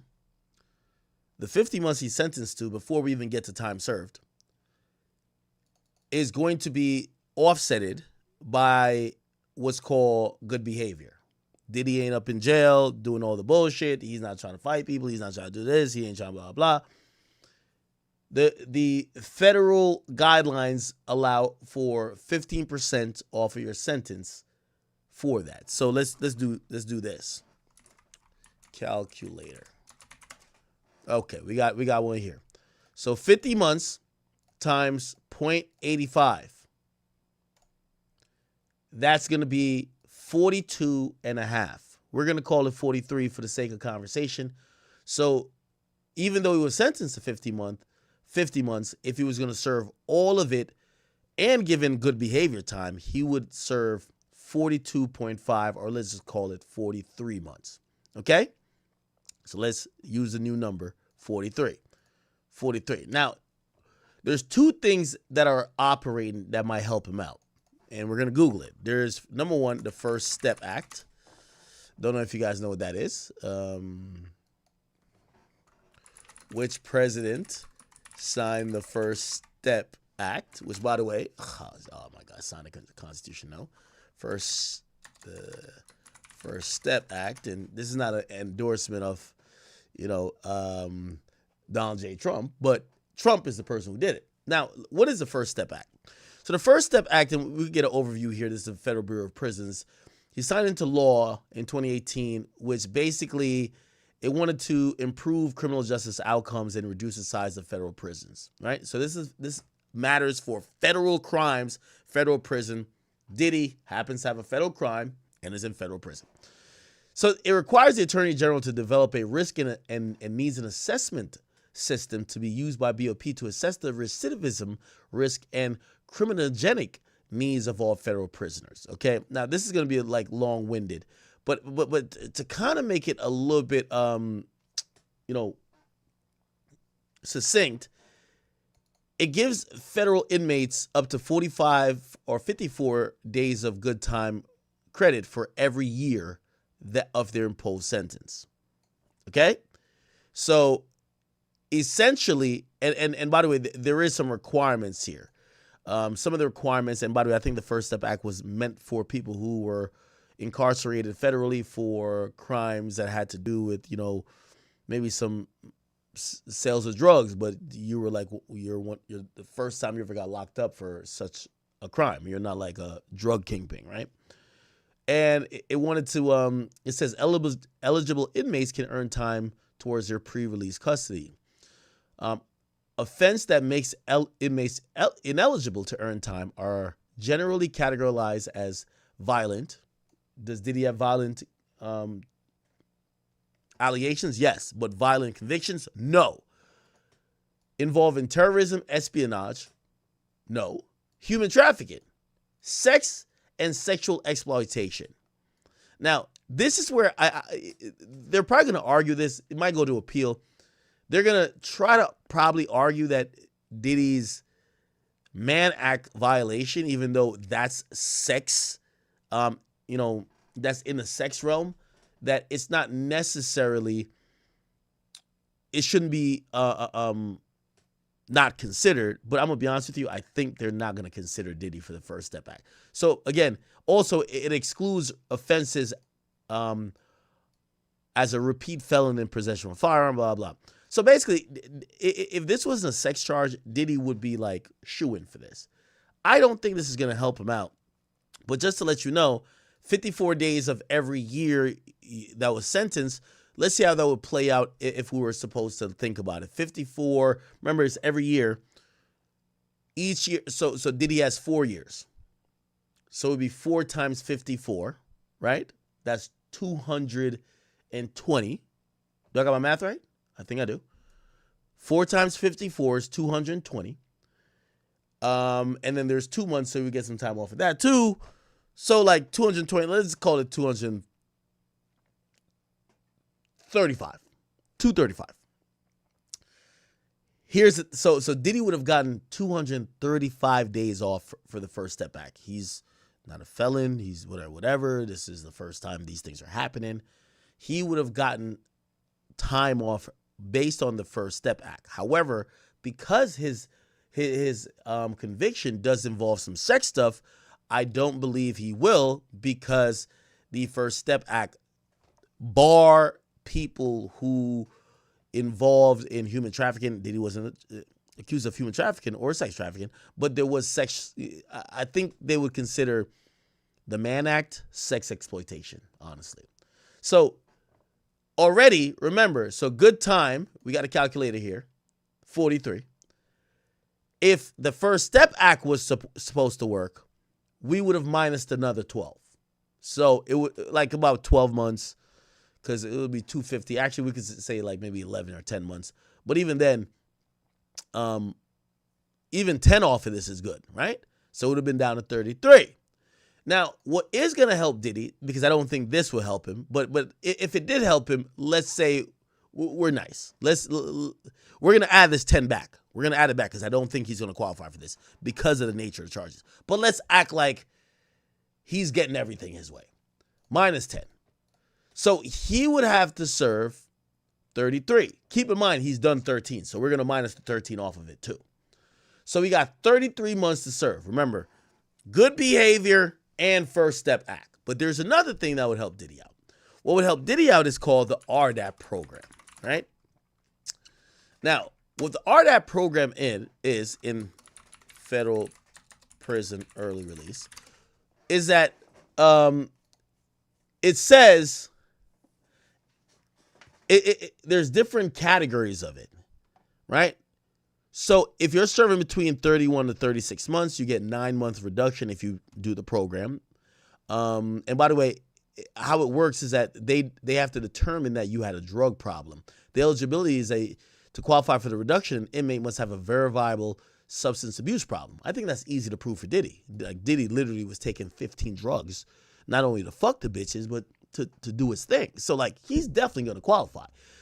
Priorities for the program placement is given to inmates with earlier release dates, so wait times could be long, especially for those with longer sentences. It's open to nonviolent offenders and participation is voluntary.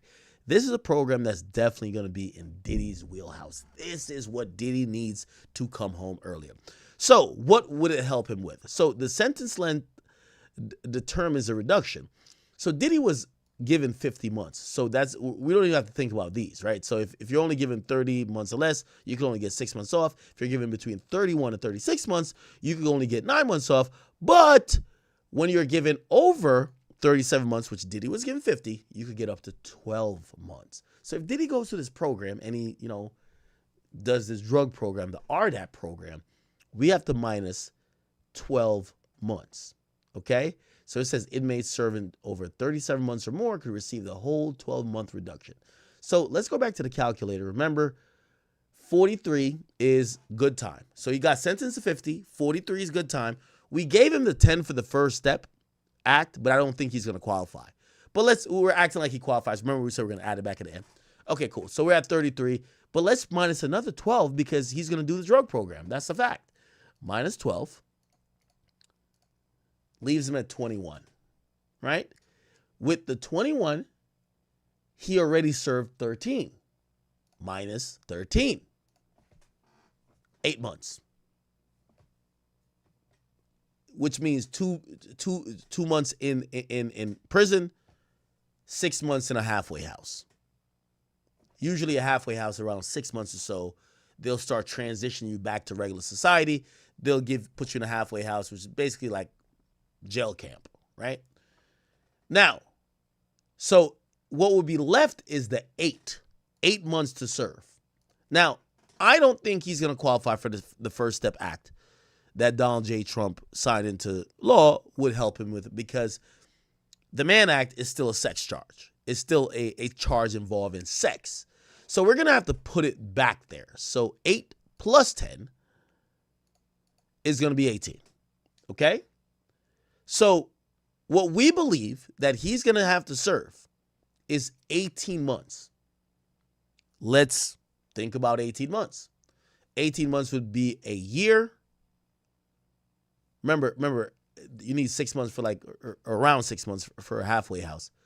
So he would serve a year from now and go to a halfway house. So if you ask me, Diddy will be free next year, September, or next year, October. And when I mean free, he'll be in a transition stage, getting out of a halfway house, coming back to society. Okay? Granted, if the First Step Act, along with the drug program, all kicked in, Diddy would only be locked up for 2 months. Additionally, obviously he's been locked up already. But from what it says, it looks like Diddy will be out in 18 months, which means, remember, we got a -6 for the halfway house, because by the time he had the halfway house, he going to be on Instagram and shit like that. You just won't see him because he has to go back to the halfway house. But That's going to be in a year because 18 minus 6 is 12. That's a full year. So we're talking about him being out next year, October or September, and max, I would say, November. Okay? So that's the math that I did. Obviously, the Bureau of Prisons are going to have to do their own math to kind of figure it out themselves. And then they're going to figure out what programs apply, what to give them for time served, what to whatever. But that is the thing.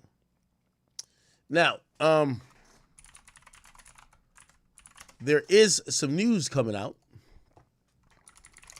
Diddy is asking the judge that he wants to go do his time at a pretty much a low security federal correctional institution in New Jersey. His legal team asked and said that, hey, FCI Fort Dix, pause, is the best landing spot for Diddy because he could address his drug abuse issues. Remember, they keep heavy on the drug abuse. Why? RDAP program, right? And he could maximize family visitations and rehabilitative efforts. Tenny's father, Mark Garagos, previously told Harvey that Diddy will have a target on his back wherever he ends up. And Diddy's attorneys told the judge Friday that someone already planned to shank Diddy. Wow. Other celebrities have done time at FCI Fort Dix, including Teresa and Joe Guides, I'm probably fucking it up. Judge Submaranian could recommend a prison for Diddy as well. It doesn't have to be one of those, but ultimately it will be the Bureau of Prison that has the final say. He's been locked up for over 2 years at MDC, and he'll call the federal prison home for more than 2 years. And it'll be interesting to see if the BOP agrees with the lawyer recommendations or if the feds will ship him off somewhere else. By the way, we checked. Herbal oil and prayer oil are available, but there's no baby oil at Fort Dix Commissary. Hilarious. Let's hear what Tenny Garagos' father, Mark Garagos, has to say about this.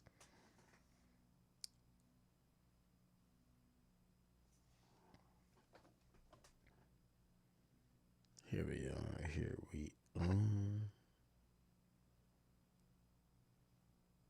Okay. Sorry. Waiting for this ad to be done. Apologize.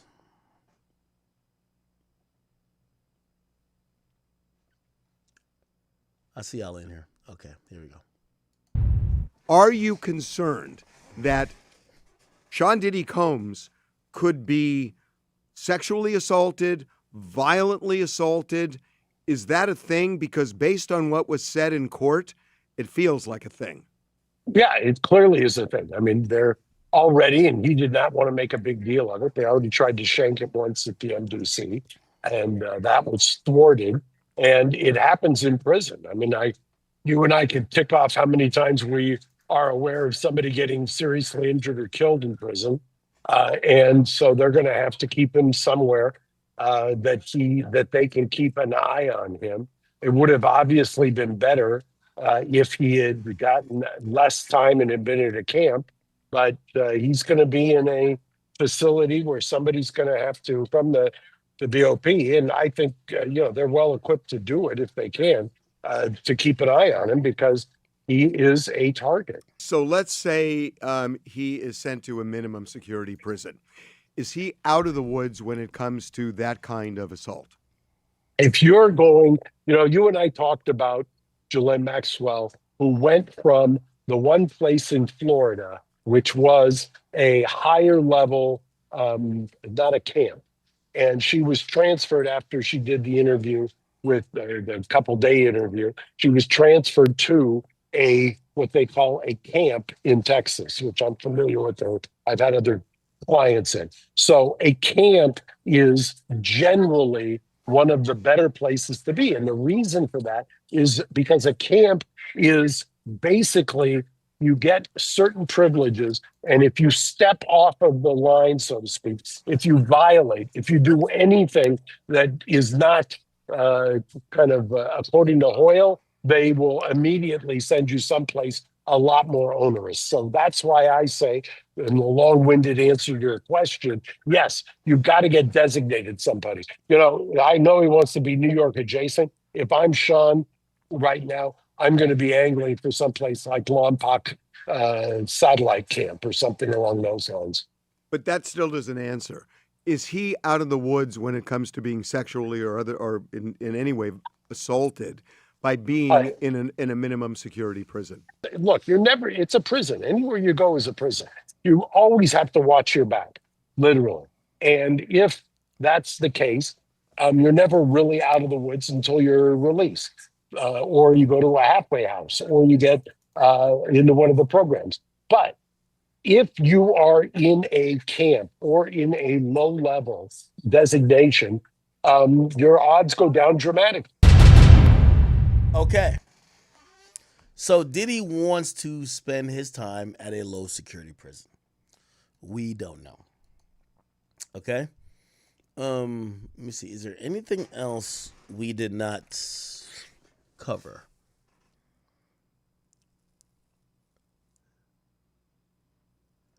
That's about the biggest thing, I believe. Oh, look. Yeah, this Tekashi interview has been going crazy. Oh, you go on the Breakfast Club on November 16th. After I denied protection, right? After you denied protection.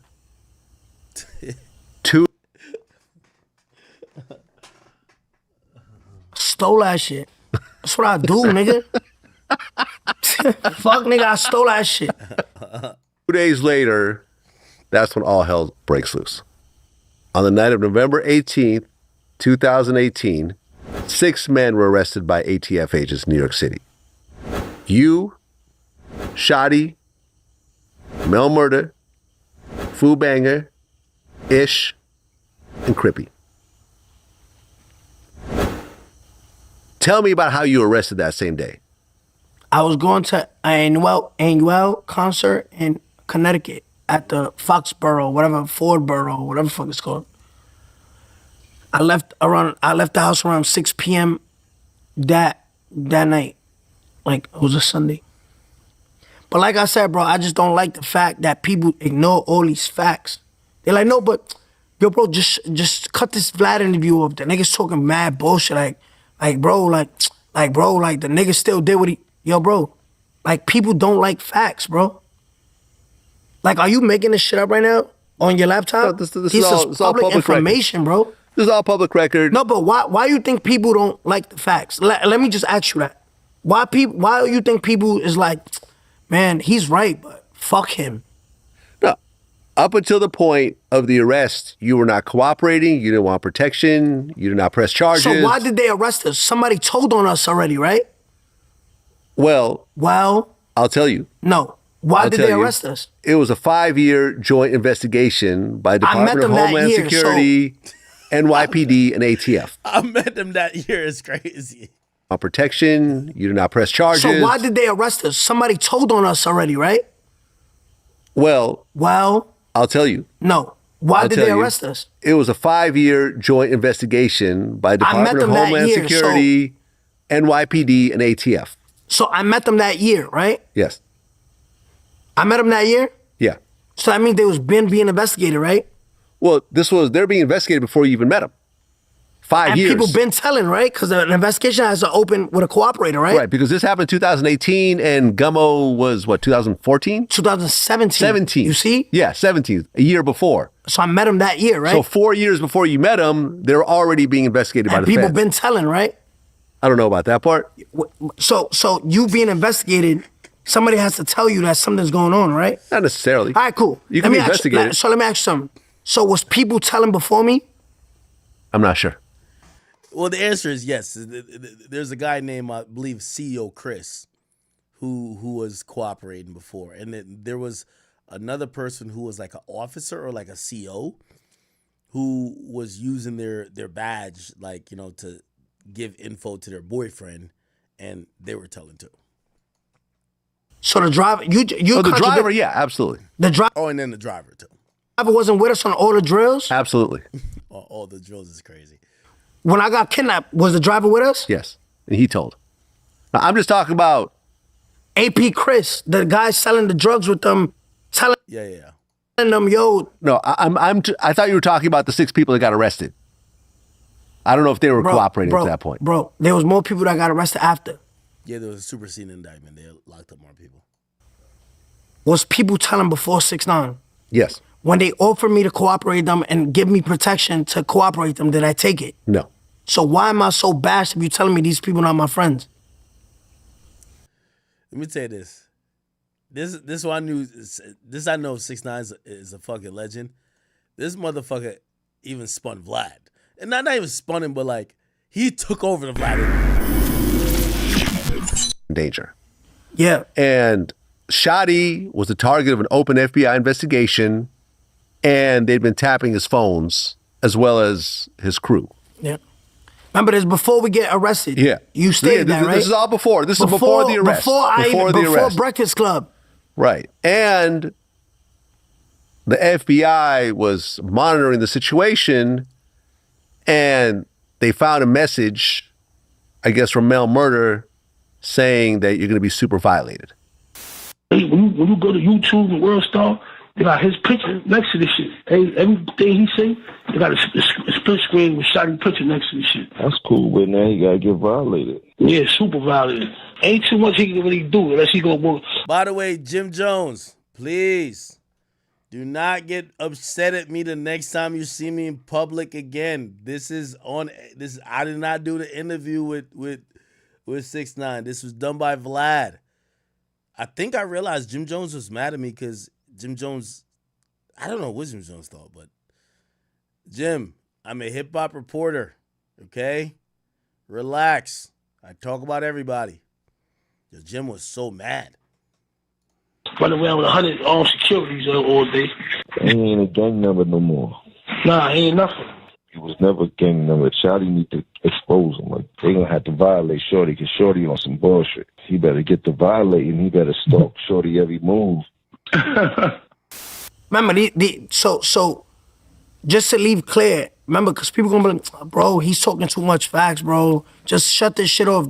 Yo, bro, cut the Vlad shit off. Put the game on. Put the NFL game on, bro. This nigga's talking. There is a football game going on right now.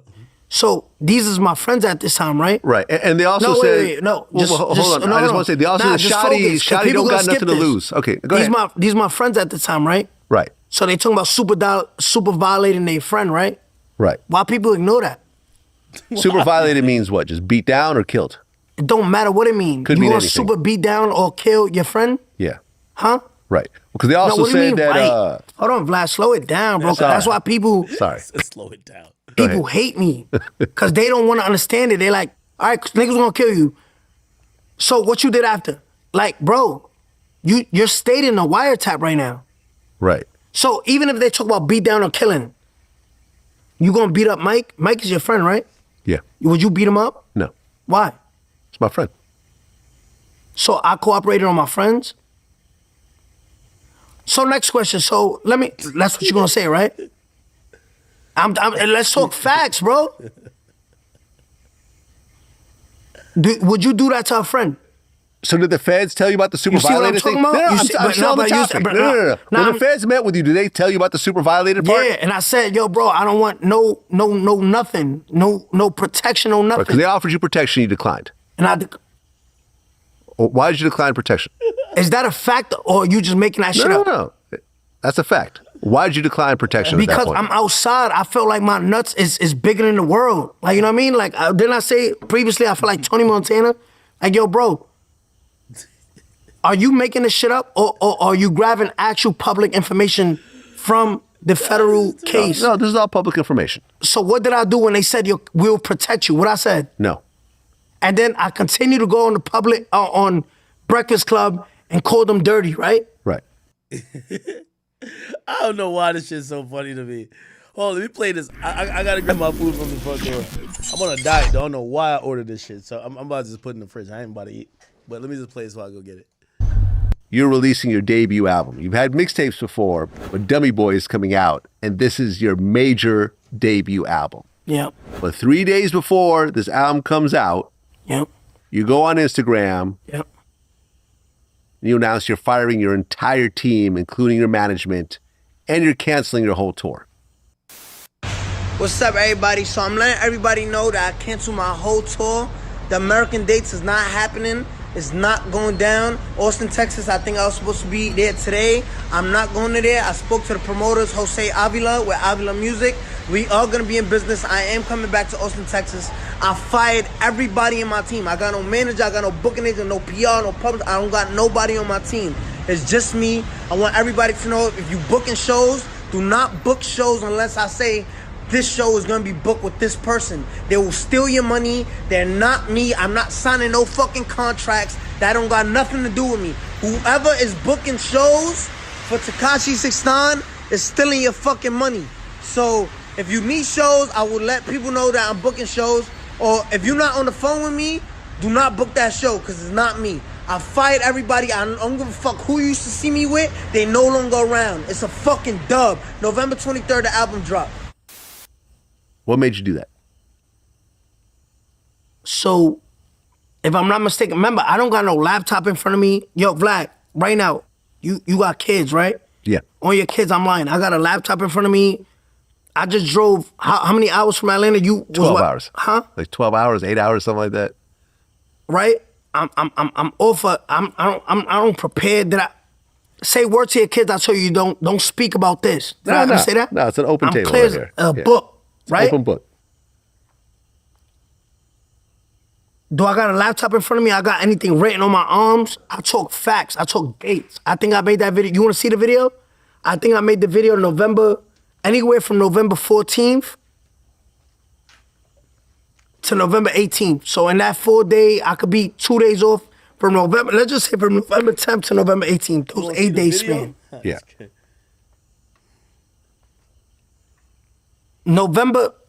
I got locked up November 18th. It was a Sunday, I believe. Right? Mm-hmm. November 16th and November 15th, that Friday, I did a Breakfast Club interview. November 15th, you announce you're firing everybody. On November 16th, you go on the Breakfast Club. Boom. Right? So, I'm in LA shooting Mama, November 9th. Right? Mm-hmm. Yo, bro, these are facts, bro. People are going to be like, yo, this kid is just a fact book. When I'm shooting Mama, I fly out Also You Jade and her sister Batty G. Remember the black girl I was with? I got my face tatted? Yeah. I think she claims she's Spanish. Why you call her black? When I fly her out, we on TMZ walking LA streets, remember? I'm with Floyd Mayweather's security team, remember? These is facts, bro, facts. I talk nothing but facts. Long story short, I fly Jade out. Jade, who's, spent the whole time in prison with me, 2 years, whatever. Yeah. At that time, she was in the music video, cool. The music video gets shot up, I send her back home. When I send her back home, Shotty, the same day she flew out, Shotty flew back in, right?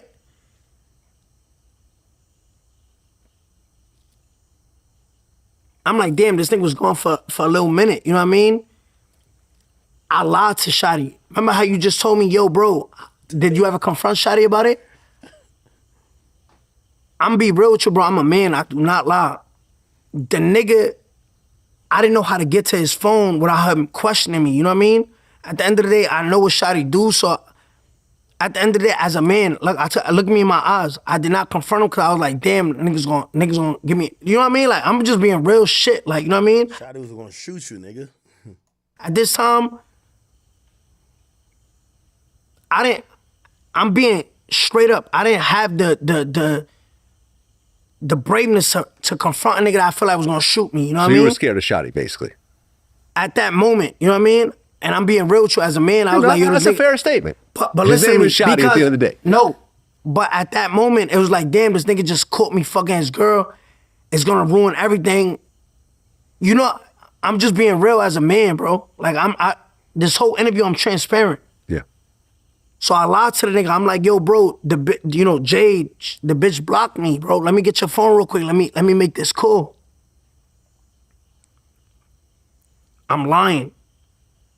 I already know she on the plane, right? So I'm like, yo, let me get your phone. It's going to voicemail, right? Or whatever the fuck. The nigga give me a phone. I put it on speaker.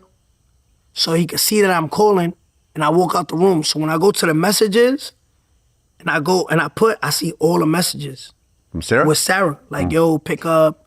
Yo, you done running. Yo, Danny's with you. Did he leave? Da-da-da. I see all that shit. So I'm like, damn, bro, she not picking up. Here's your phone. You know what I mean? That was, remember, November 9th, the video got shot up. She probably left November 11th. So when I get back to New York, I know, matter of fact, the next day I book a first class flight back to New York. When I get there, I go to my crib in Pinehurst in Lido Beach. I was like, give me your phone, Sarah.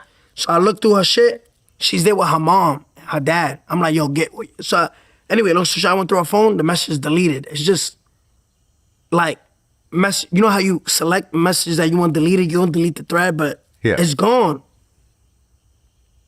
I'm like, yo, grab all your shit, get the fuck out. And that's when I made the video. November 15th, November 16th, I went on Breakfast Club. I said, yo, these niggas doing me dirty. I'm taking care of everybody, you heard? I'm taking care of all these niggas.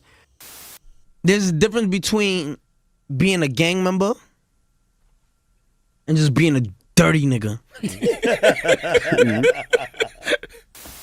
November 15th, that Friday, Chad from Police Task Force called me.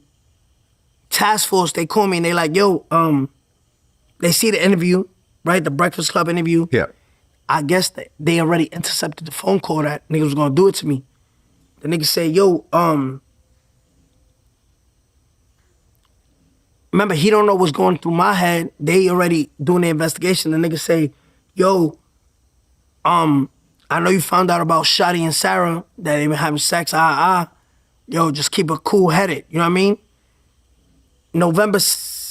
That happened November 15th, November 16th, Friday. Okay, well, hold on. Before you get to there, you go on Breakfast Club on November 15th. I call them dirty bloods. I say, yo, don't jack, Right. I don't jack Yeah, that. you said there's a difference between a gang member and a dirty N-word. Yeah, the dirty. Right?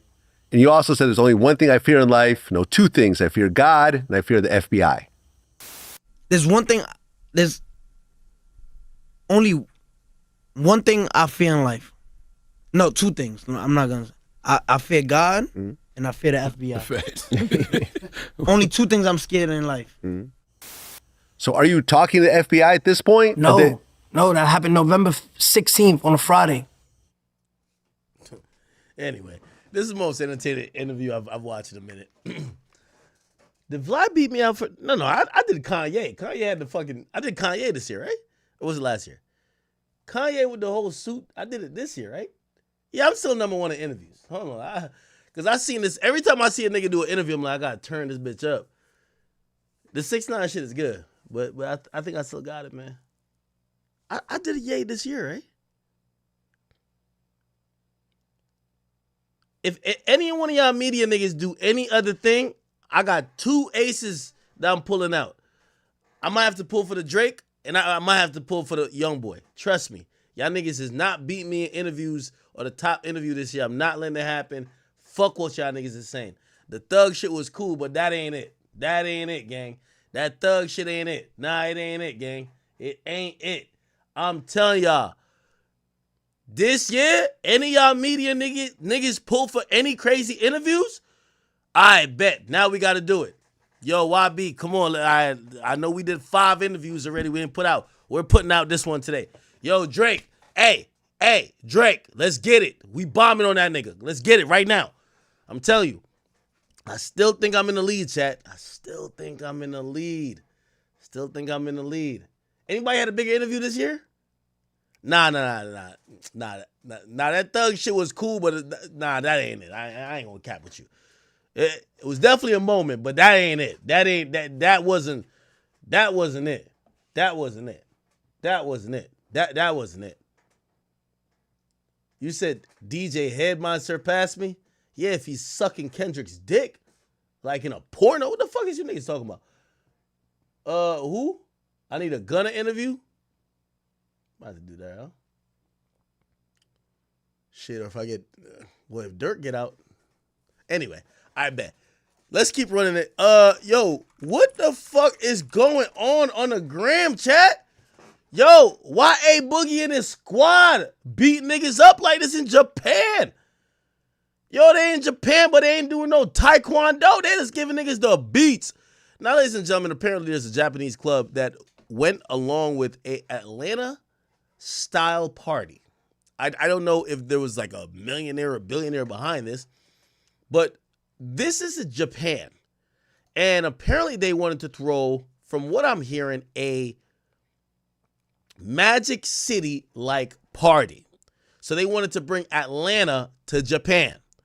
Now, I don't know why the rappers are there, but I could imagine they're getting paid, because why the fuck would you be at a random club in Japan if they're trying to copy Atlanta? You could just go to Atlanta and get the bag. But apparently, it looks like they had brought a Boogie there, and this is Boogie right here. However, after all the money was thrown on the floors, by the way, I got to see who the strippers are. We got to figure out who the strippers in this type of venue. Like in Japan, these bitches got pancake ass. Like you ever seen Magic City? These bitches built like, yo, their biceps built like motherfucking The Rock, because they be just climbing up and down that pole, pause, doing all type of tricks, climbing downwards, upwards. They do all type of shit. Them hoes are professionals.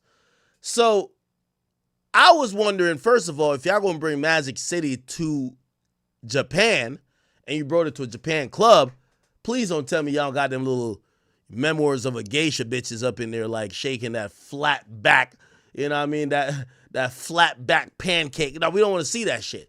You got to bring some chicks with that BBL, them bandits out there. You got to bring them bandits out there. That's what I don't give a fuck about going to no Magic City, but if I go to Magic City, I would be understanding that I'm going for a full serving of a BBL bandit.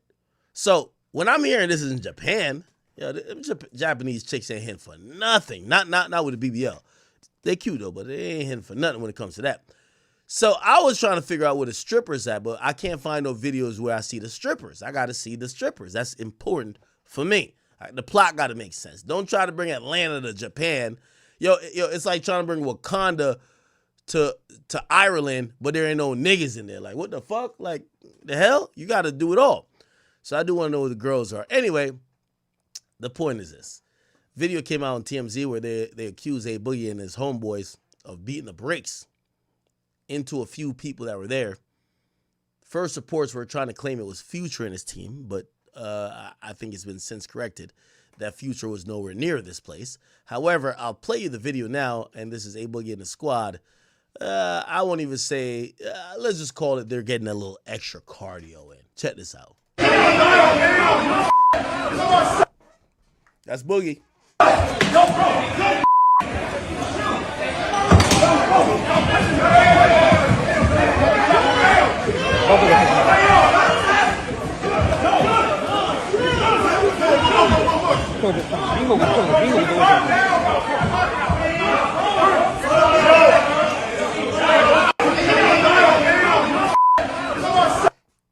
Now Boogie standing on business.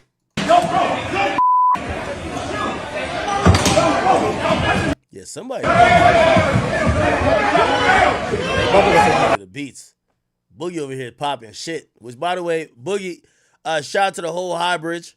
This is exactly how it should be. Boogie get the money. He should not be over. What the fuck? Why the hell the cameras is turned off? All right, back to the old camera. Why the hell the cameras is turned off?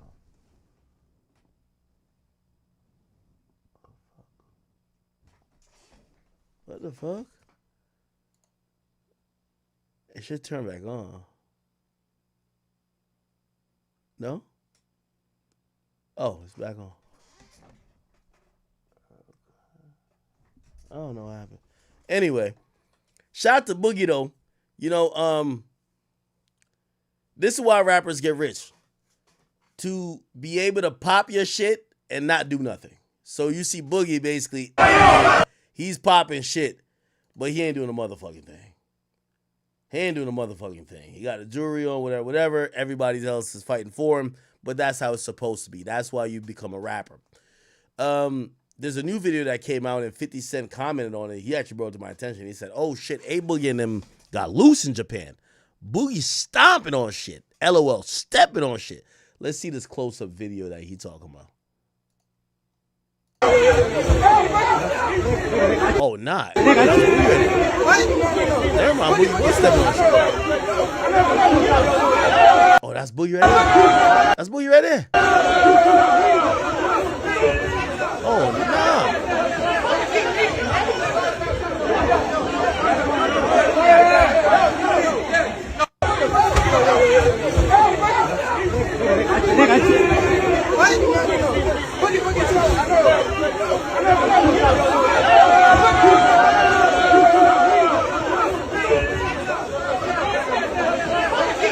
Now, I think the guy in the red is QP. I ain't trying to like identify anybody in this bitch and shit, but I think that's QP. He's talking some sense in the Boogie, like, yo, Boogie, chill, Boogie.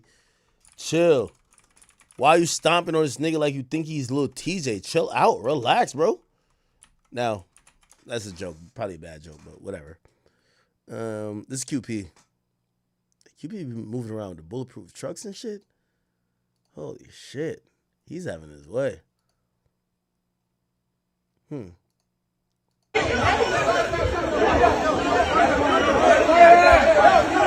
Boogie was tight.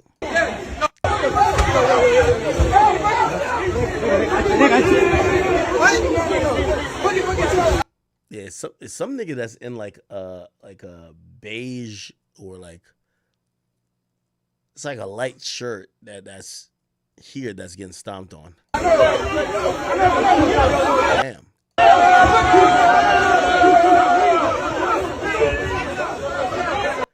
Yeah, I don't know what was really behind this.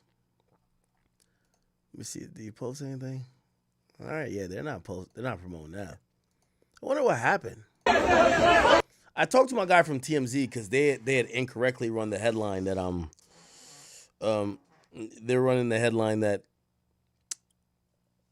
Boogie was fighting Future's team. Apparently, they're claiming it's not Future's team now. So I don't know who he was fighting. I have no idea. Wow.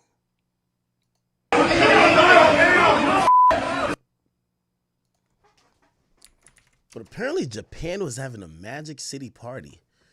Japan, Magic City.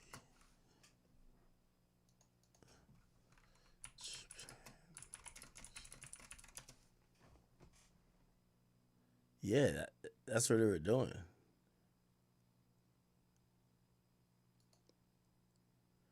And they call it Japlanta. Let's see.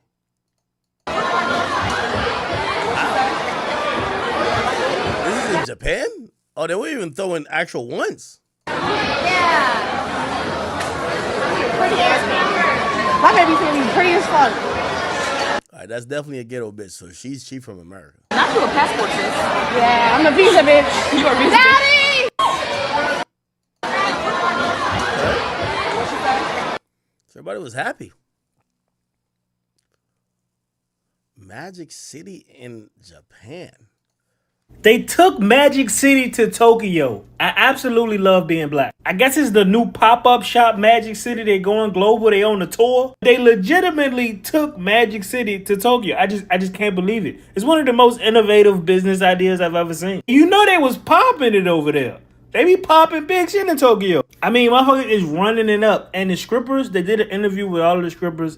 And the strippers say that the energy was a 10 out of 10. And they had Lil Sue Young out there getting in, popping it too. So they had a stage section, so they had it like a concert set up in certain areas. Like, you can watch it like an event, like watching your favorite artist perform on stage. They did a lot of street interviews with the people there in Tokyo, and you know they came out for it. They was absolute loving it. This is one of those events. Really? Japlanta. So that's the wave. That's the wave. By the way, chat, I don't know if y'all hit, oh my God, what my camera? All right, enough of this. Chat, I don't know if y'all heard, I don't know if y'all can hear. That's Pluto upstairs. Yo, tell me why today, right? My boy Pluto, because he was outside, and I keep the boys and the girls separated. I guess his daughter is on his period. Pluto trying to fuck his daughter so bad. Pluto's too horny. He's too horny. I mean, I still ain't trying to get him neutered, but like he's too horny. Yo, while I was working on the spot outside, Pluto circled his daughter's cage for 5 hours straight, hoping that, I don't know if he thought she was just gonna magically walk out, but he was trying to fuck. Yo, Pluto's too horny. So now, like, I just kind of left him there because he was just circling the cage, jumping up on it. He wanted to, whatever. So eventually he got tired, and I guess he got hungry. So I baited him with like a wing, and I put him like normally where he hangs out, like outside, and he's now making noise because he's horny. Because I guess like dogs have strong scent, so they can scent when another dog is in heat, and he knows his daughter's in heat, but he's stupid because he don't, like, I guess animals don't know about incest like that, so he not processing it like, nigga, that's your fucking daughter. Anyway. TMI, right? It's all good. Okay.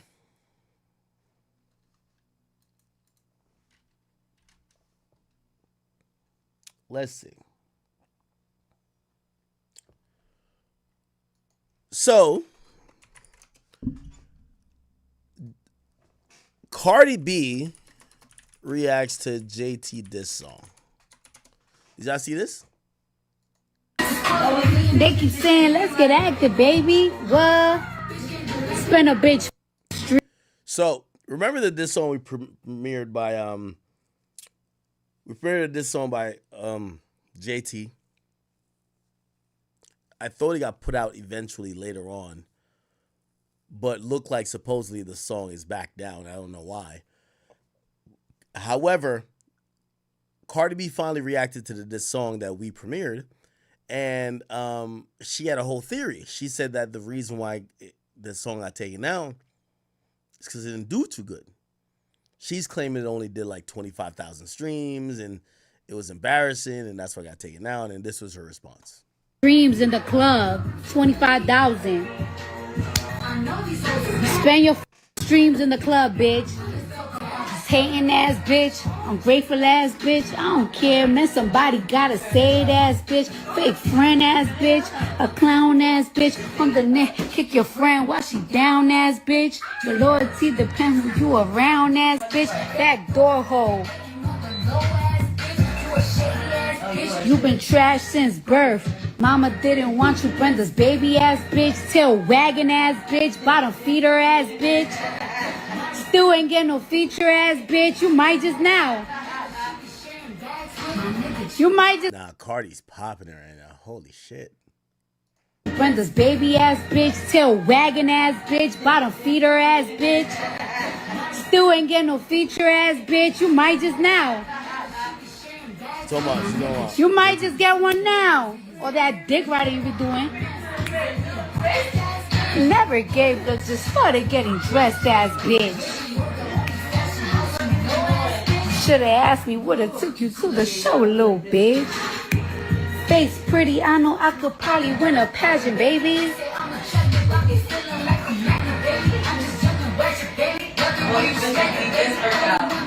If this didn't have me acting crazy. Oh shit.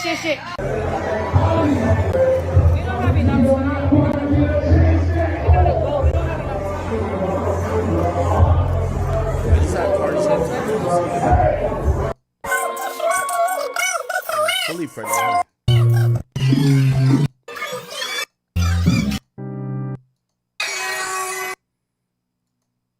Okay. It's very clear to me. Cardi's not responding with a song. I think Cardi is, and by the way, I think it's smart for her. Why engage with JT with new songs? If anything, you take her diss song and you just point back to your album, and you let people go keep funneling that energy into your album rather than you give her like some new energy. So I completely get it.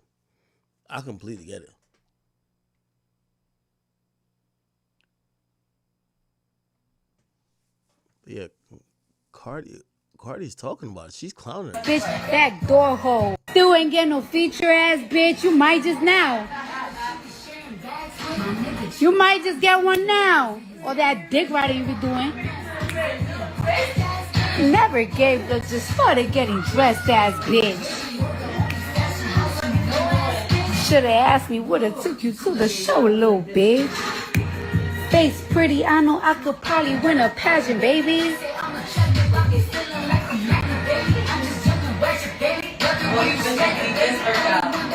If this didn't have me acting crazy, oh shit. Okay, good. So, let me see what else.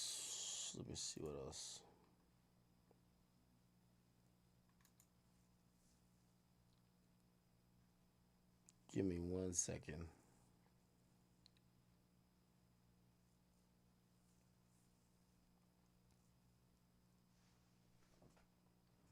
Why the hell?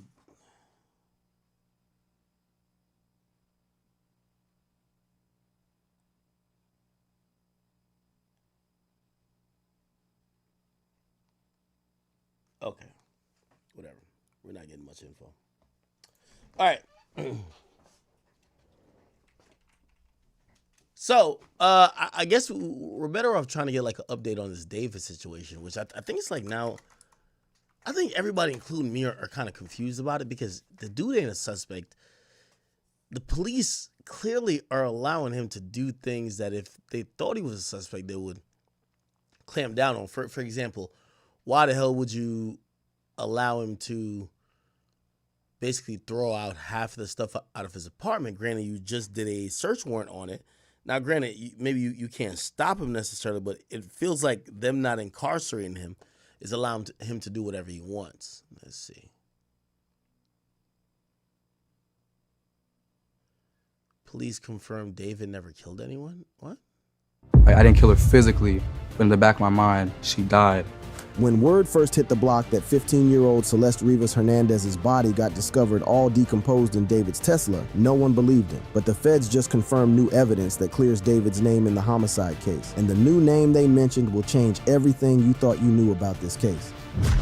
Okay. When the streets started talking and the evidence got real. Okay. I think this is a little bit capped, so let me just go law and crimes. Because from what I've seen, they never cleared his name. So let me see if we can find. So, Steve, September 8th, authorities have not identified a suspect nor a person of interest. And to be clear, David has not officially been implicated in any wrongdoing or any crime, and law enforcement have not even come out with a definitive connection between the singer and Celeste. But I want to bring on right now Will Svilar, who's a retired detective commander. Will, thank you so much for taking the time. You and I haven't had a chance to talk about this case yet, as it's really in the news. It's continuing to develop. We're trying to understand what's happening behind the scenes. Since you and I haven't spoken, let me get your perspective. Why no arrest? Why not name any suspect? Why not name any person of interest at this point? It's been weeks now, and it's almost, what are we at? Almost a month, almost a full month since the body was found. Well, one thing I want to be clear on is a crime has been committed. Now, and the crime is minimum, we call it in Illinois, desecration of a corpse or improper handling of a dead body. The girl was put in the trunk of a car, dismembered. Somebody did that. That's a crime. Now, the events leading up to her death and her actual cause of death still has to be determined. And without that, you're not going to get a murder charge. Unless somebody says it's a murder, and that's the medical examiner, you're not going to get a murder charge. To couple that, we've talked about this extensively here on Sidebar, but I haven't talked to you about it.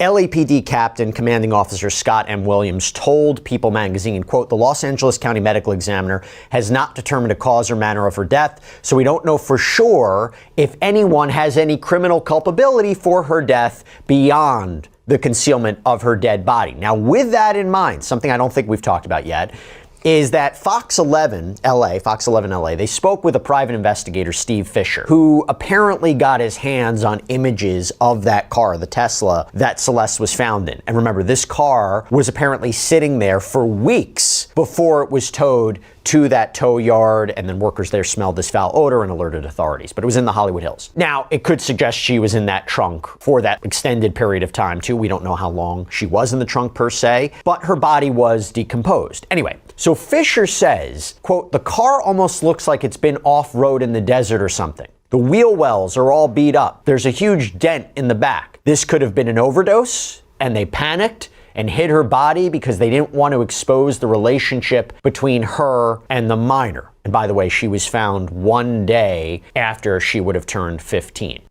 That's unlikely because if you're trying to not get found out, why leave the corpse in your car? With that in mind, you had mentioned that a crime has been committed. We're just not exactly sure how many crimes. That's absolutely true. And that's correct. Everything we talk about now as far as cause of death is speculation until we have some science to back it up. When you talk about a crime, we talk about the concealment, the dismemberment, the desecration of the corpse. We also talk about a situation where if they can prove that there's some sort of relationship between a 14-year-old and a 20-year-old, that's a problem for him. Yeah, the age of consent in Illinois is 17. You can't give consent at 14 to be with an adult. There's another crime. That's like the backside of that is another crime. If the LAPD can come up with definitive proof that he was in fact involved in a relationship, he has another problem. Let's analyze this a bit. What makes more sense to you? Someone panicked, put the body in the car, didn't have enough time to know what to do with it. The car was there for a long period of time, though, so I don't know if that makes sense. Or we're purposely putting it in this car. We know it's registered to David. The car is near where the property he was renting was. There's an argument we're targeting David. I mean, what makes more sense to you? Well, it's an awful elaborate scheme to target David by a rival or something along those lines, to do a murder and then steal his car and then put the body in the car. Now, he never reported this car stolen, so we don't know if there's an auto theft in that. That seems pretty elaborate to me. The girl dying of her natural causes is possible. A murder is definitely possible. And you say the car is found not far from where the house he was renting. The car has been evidence that it's been in the desert off the road. If I'm investigating... All right, so... It's kind of interesting because I'm starting to realize how quickly people get into a conspiracy bag. And it's happened in many different situations. It's happening here with this David stuff. I see people doing it with the Charlie Kirk stuff. But essentially, people are floating with these ideas that maybe the dude didn't do anything. And this is either bad luck or maybe someone setting him up. I'm not going to go with that, but it is interesting to hear these guys kind of like ration it out. I am trying to find a route from his home to where this body is found and see if there is any, part of out of the desert or an off-road area where maybe she dies or she's killed. They take her to that spot. They do what they do to her body, put it in the car, and then get rid of it and then ditch the car. So there's a lot of things that still have to be determined. So if you're a fan of Sidebar, by the way, then you know we cover a lot of cases and we put out a lot of clips a day. Our producer, and I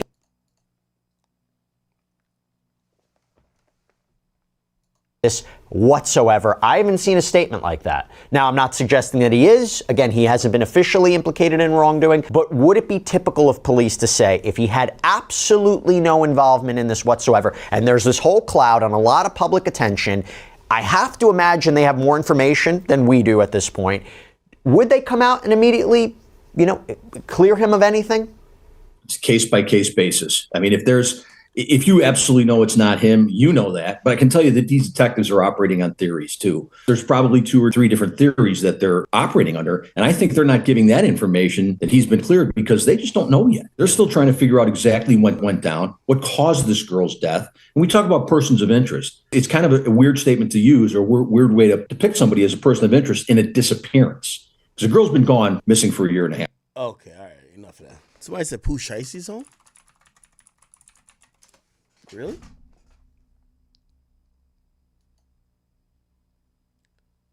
Okay. Cleared his Instagram. By the way, he's in the same McLaren that he hopped out when he shot that nigga. Let's see. Is Pooh Shicey home?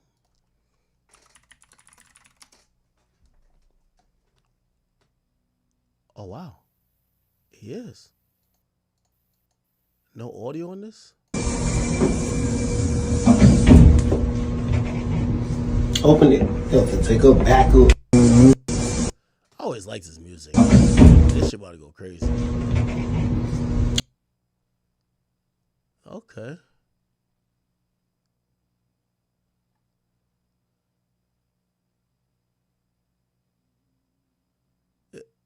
Some people they're always confused about this release date thing.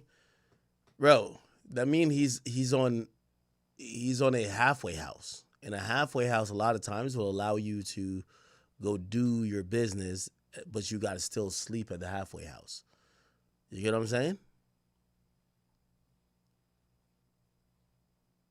So it looked like he's at halfway house timing now. Oh, wow, that's good. There's no audio on that. Yo, after all the time this nigga done did, we gotta ask Pooh Shiesty about what he think about all these snitching and shit like that, because he one of them dudes who I think he a little bit too real. Like, he don't realize everybody be joking around. Like, I think he be taking shit dead serious.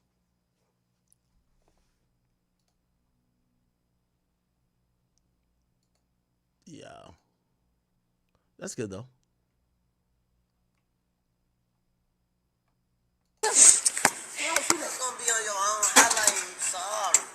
What you talking about? Just saying. Oh, okay. That's when he was a kid and he was like, doing whatever. Okay. Let me see. You got People Magazine, Jennifer Lopez. What the fuck is that? Kylie Jenner. Okay. Aisha Curry is doing what?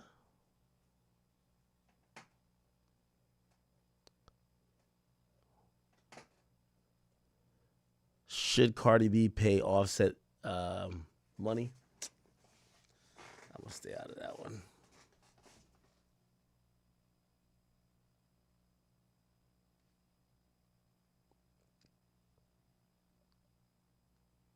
Bia and Cardi B.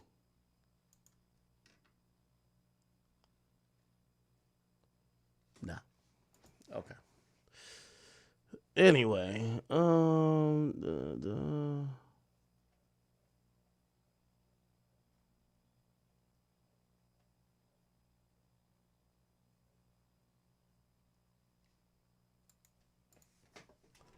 give me a second. I'm kind of looking for some information. Apologize. Okay. All right. Anyway, viral video came out.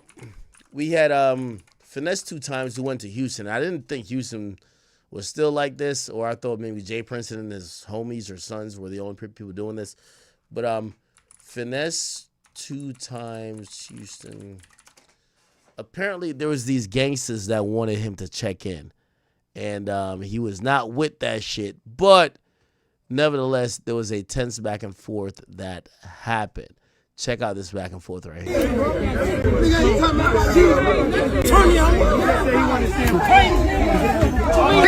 Rodo! I ain't never checked in no one in the world.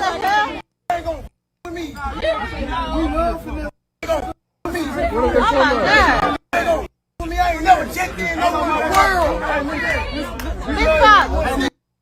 Wait a minute, Big Father. Go to jail.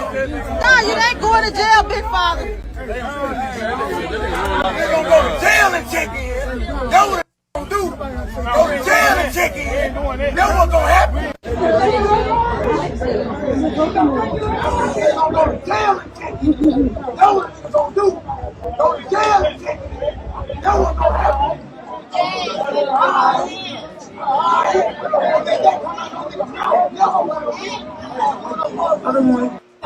Yeah, don't play with a nigga that is over the age of 30 and still wear tighty whities, man.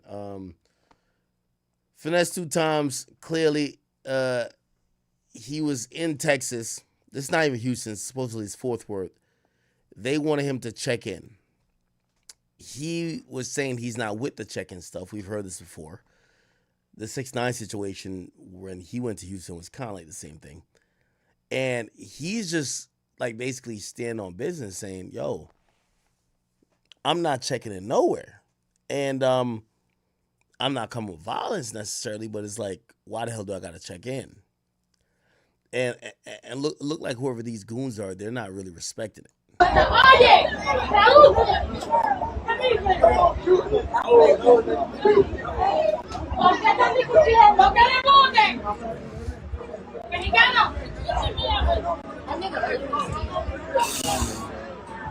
Man, who the he gotta check in? Ain't none of you real. Hey, what up? It's your boy Pimpin' King, the best thing since Mr. and Ice Cream. We got some more pimping, man. Yes, man.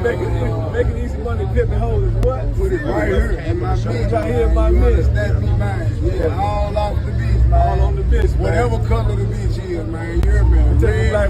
green, yellow, I don't give a fuck what color the hoe is, man. Long as the big money green, man. You don't go pimp on that funky hunky, that almighty whitey. You understand? You know what's up? Airplanes and white bitches right here, man. You know what I mean? It's my little homie, man. Hey, he always use, what's it say, socket to a pipe? Socket to put it in my meeting. Yeah, I said that 30 years ago, and keeping it alive, man. It's my little homie, man. Yeah, we're gonna let the square hole know, man. I don't need to let the well first. Hip hop attorney, you know what's going on, man. There's only one way to do it, man. Real peace shit. Okay. So this is all about checking in, which I usually believe it's like lightweight extortion. So Finesse2tymes kind of crashed out. He said, I'm not checking into nothing, this and third. Like, they're basically saying, yo, you're in our neck of the woods. You know, both sides are kind of like not admitting that what's happening is extortion, but they're trying to act like they're cool about it.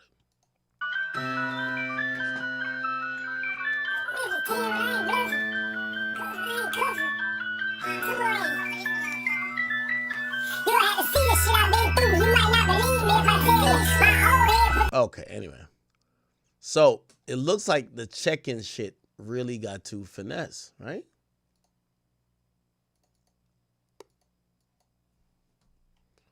Let me see.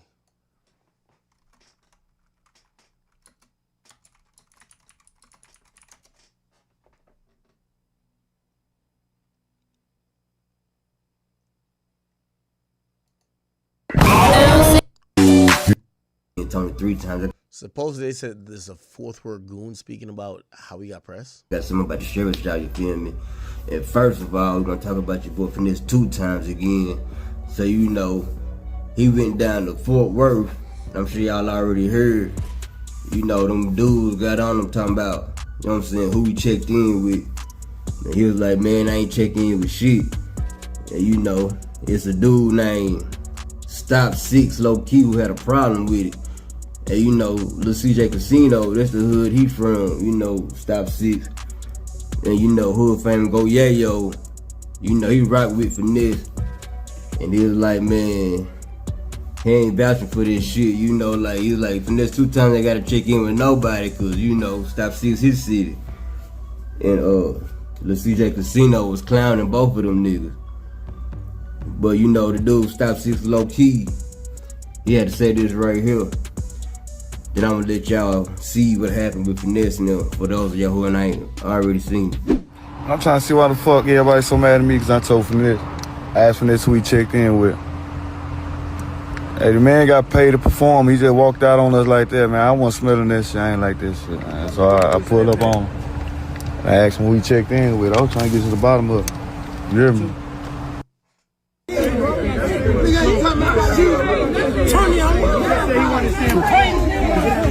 Big dog rebel!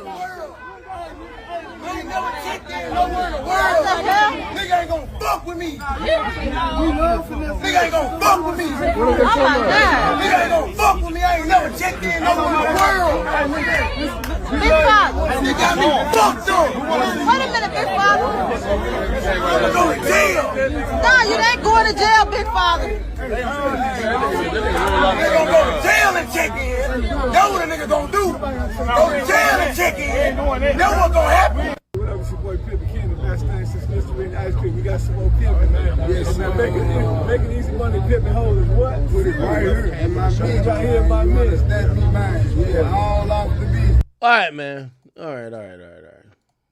So, if you ask me, I think that checking culture shit is dead. However, you know, you can never escape, quote unquote, the streets and like its impact. So clearly this is why, you know, some people are going through whatever trials and tribulations when it comes to like this particular stuff. But I kind of agree with Finesse2tymes, even though I thought he was cool with Jay Prince. So why not get Jay Prince to come handle all this stuff? But this idea of like checking in, it's usually a bunch of people who don't got nothing that's usually trying to prey upon people who do. And to me, that's like the alarming part. And that's kind of like whack to me. I ain't gonna lie. Kind of whack. My bitch right here, my miss. That's me, mine.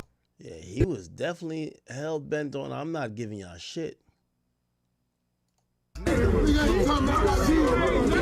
me on.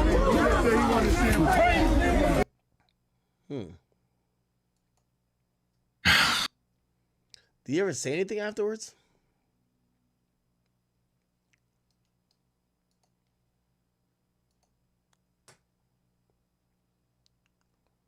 Yeah. Finesse2tymes goes off on Fort Worth goons after they tried to make him check in. He said he was going to check in jail.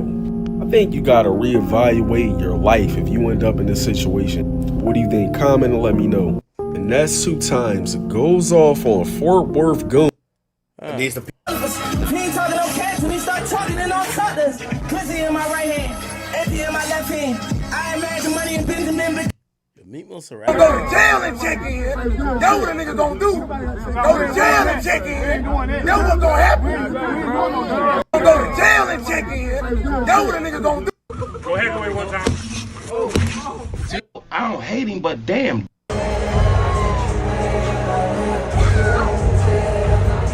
Okay. All right. So, kind of to wrap that up, Finesse2tymes, I'm glad he's standing on it. Pause.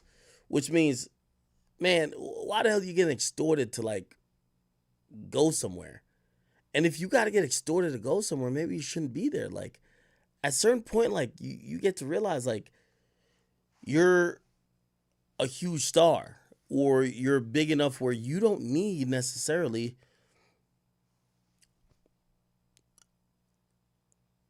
you'll need someone actually connecting you with, like, whether it's Finesse2tymes guys or whatever that else is going on.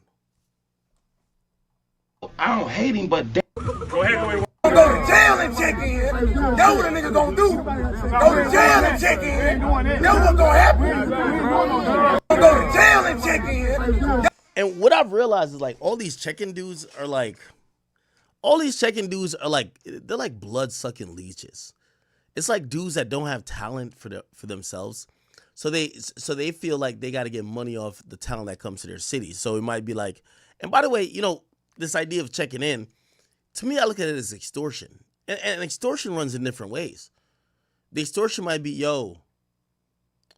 when you in town, you with us, but you paying for everything for us. We gonna buy the X, Y, and Z. It's all in your tab, but we gonna keep you safe.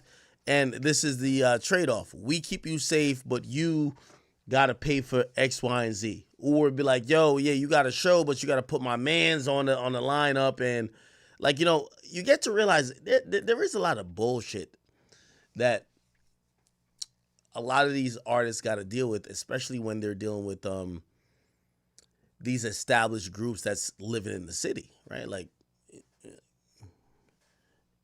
these motherfuckers think they're shit. That's what a nigga gonna do. Go to jail and check in. Okay. Go ahead, go in. I don't hate him, but damn, dog, that's how you feel. Okay. All right, Cardi, Kodak. This is Drake and somebody. It's the Philly show.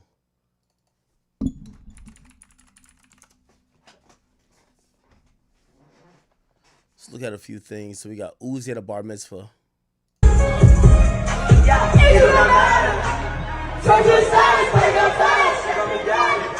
This gotta be $1 million show. Why the hell is Uzi performing with this little dweeb?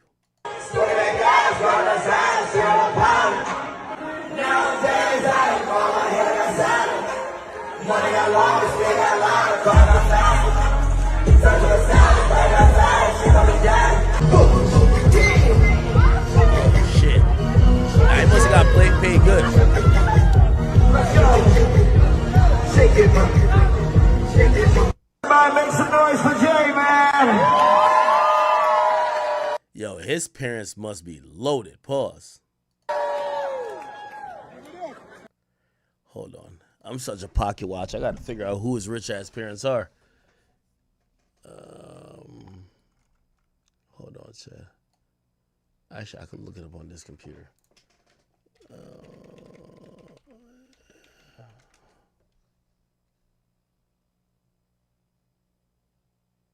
Huh?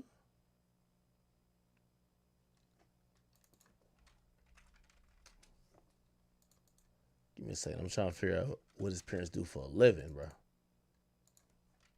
Shit, maybe I need a job, huh? Oh, never mind. Never mind. I already see it already, chat. This the pops.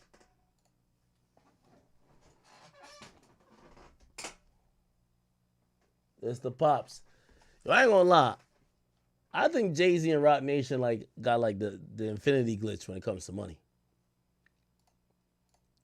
Oh, this is when they were trying to get a casino? Oh.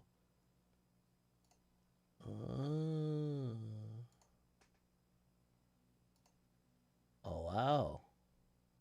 Yeah, there's some money right here.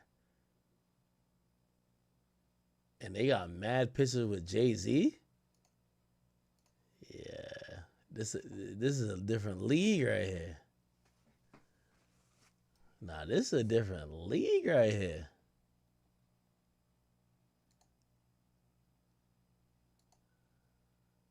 Yeah, it was his birthday. His dad got that much money that Uzi got to go do duets with him? I guess so, right? I ain't trying to like dox homie, but okay.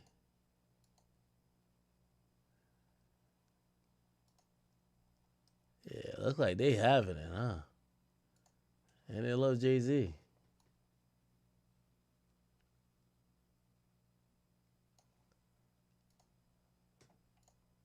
They got Jay-Z gambling? What? Oh, that's Michael Rubin right there. This is the Illuminati, by the way. This is like hip-hop Illuminati. Wow.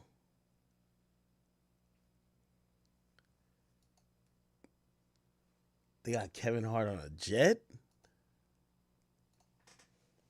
This guy sells watches or something?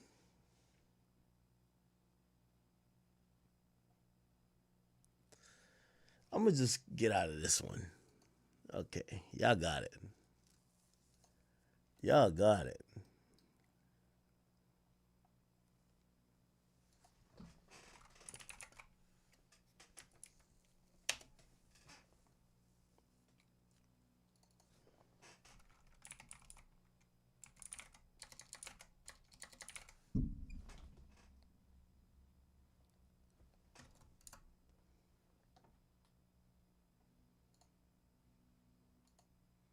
All right.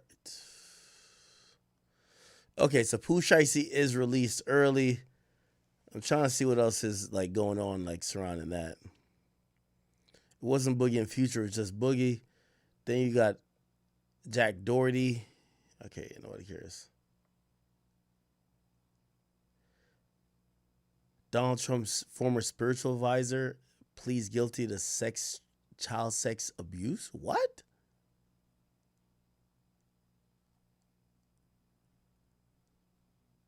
Yeah. Anyway. Okay. Anyway. For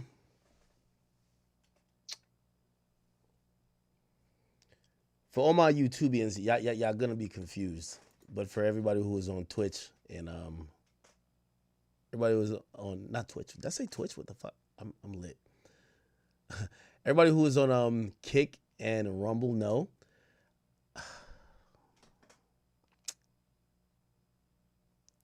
Chat. I got a mission I gotta go on real quick. Go ask the people over at Kick and Rumble. They'll tell you what it is. I'm not gonna say it again. But this is the only way I could balance both tonight. So I gotta go do a mission real quick. All right? I gotta go do a mission real quick. All right?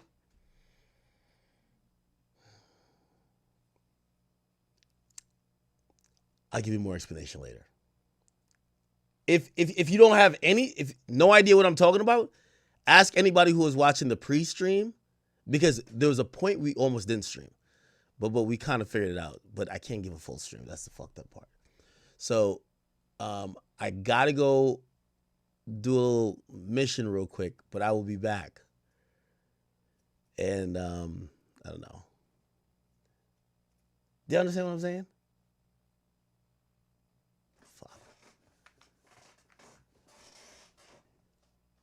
See, now I'm looking at the chat. The chat look tight. Yo, just ask everybody on Rumble and Kick, and you'll understand it. If you don't understand it, I'll explain it tomorrow. But let me go do a little side quest real quick, and I will be back. All right, chat. By the way, when we do come back, we are going to be talking about, I see Metro booming. He's in full victim mode. Metro, I ain't even going to lie to you because, you know, I turned the other cheek. I know your mom died and everything, and I kind of chilled out. I wasn't going to do the Drake too. I let it chill. But I do want to mention to you, bro, like I seen you wrote like a whole paragraph talking about how you getting falsely accused of sexual assault ruined your life and this and third and will never, whatever. I just want to let your ass know when they accused me of some false shit like that too, you was over there on Twitter having a blast, retweeting all type of shit. It's kind of like hypocritical when I see you on that type of shit, but you know, nevertheless, I realize that rather than try to fight my little battle with you, we have to acknowledge what we're seeing in real time, which is we're seeing a lot of these women who are lying. And we just got to call a spade a spade. They're lying. And they ruin people's reputations, and people hear the announcement, but nobody hears the acquittal. And nobody hears when people go through it and they realize this is a bunch of bullshit. So I'm going to congratulate you, and I'm not going to talk shit. But I do remember when, you know, I was having maybe a tough day online, you was definitely not this nice. So when I hear you like, oh, this ruined my life, this and that, I'm like, what is this nigga talking about? Like, does he have no self-awareness? You know? But anyway, I'm going to let that go for now. Anyway, chat, I'm getting out of here. I might be doing it with no explanation for some of you guys, but trust me, there is an explanation. You'll just get it another time, right?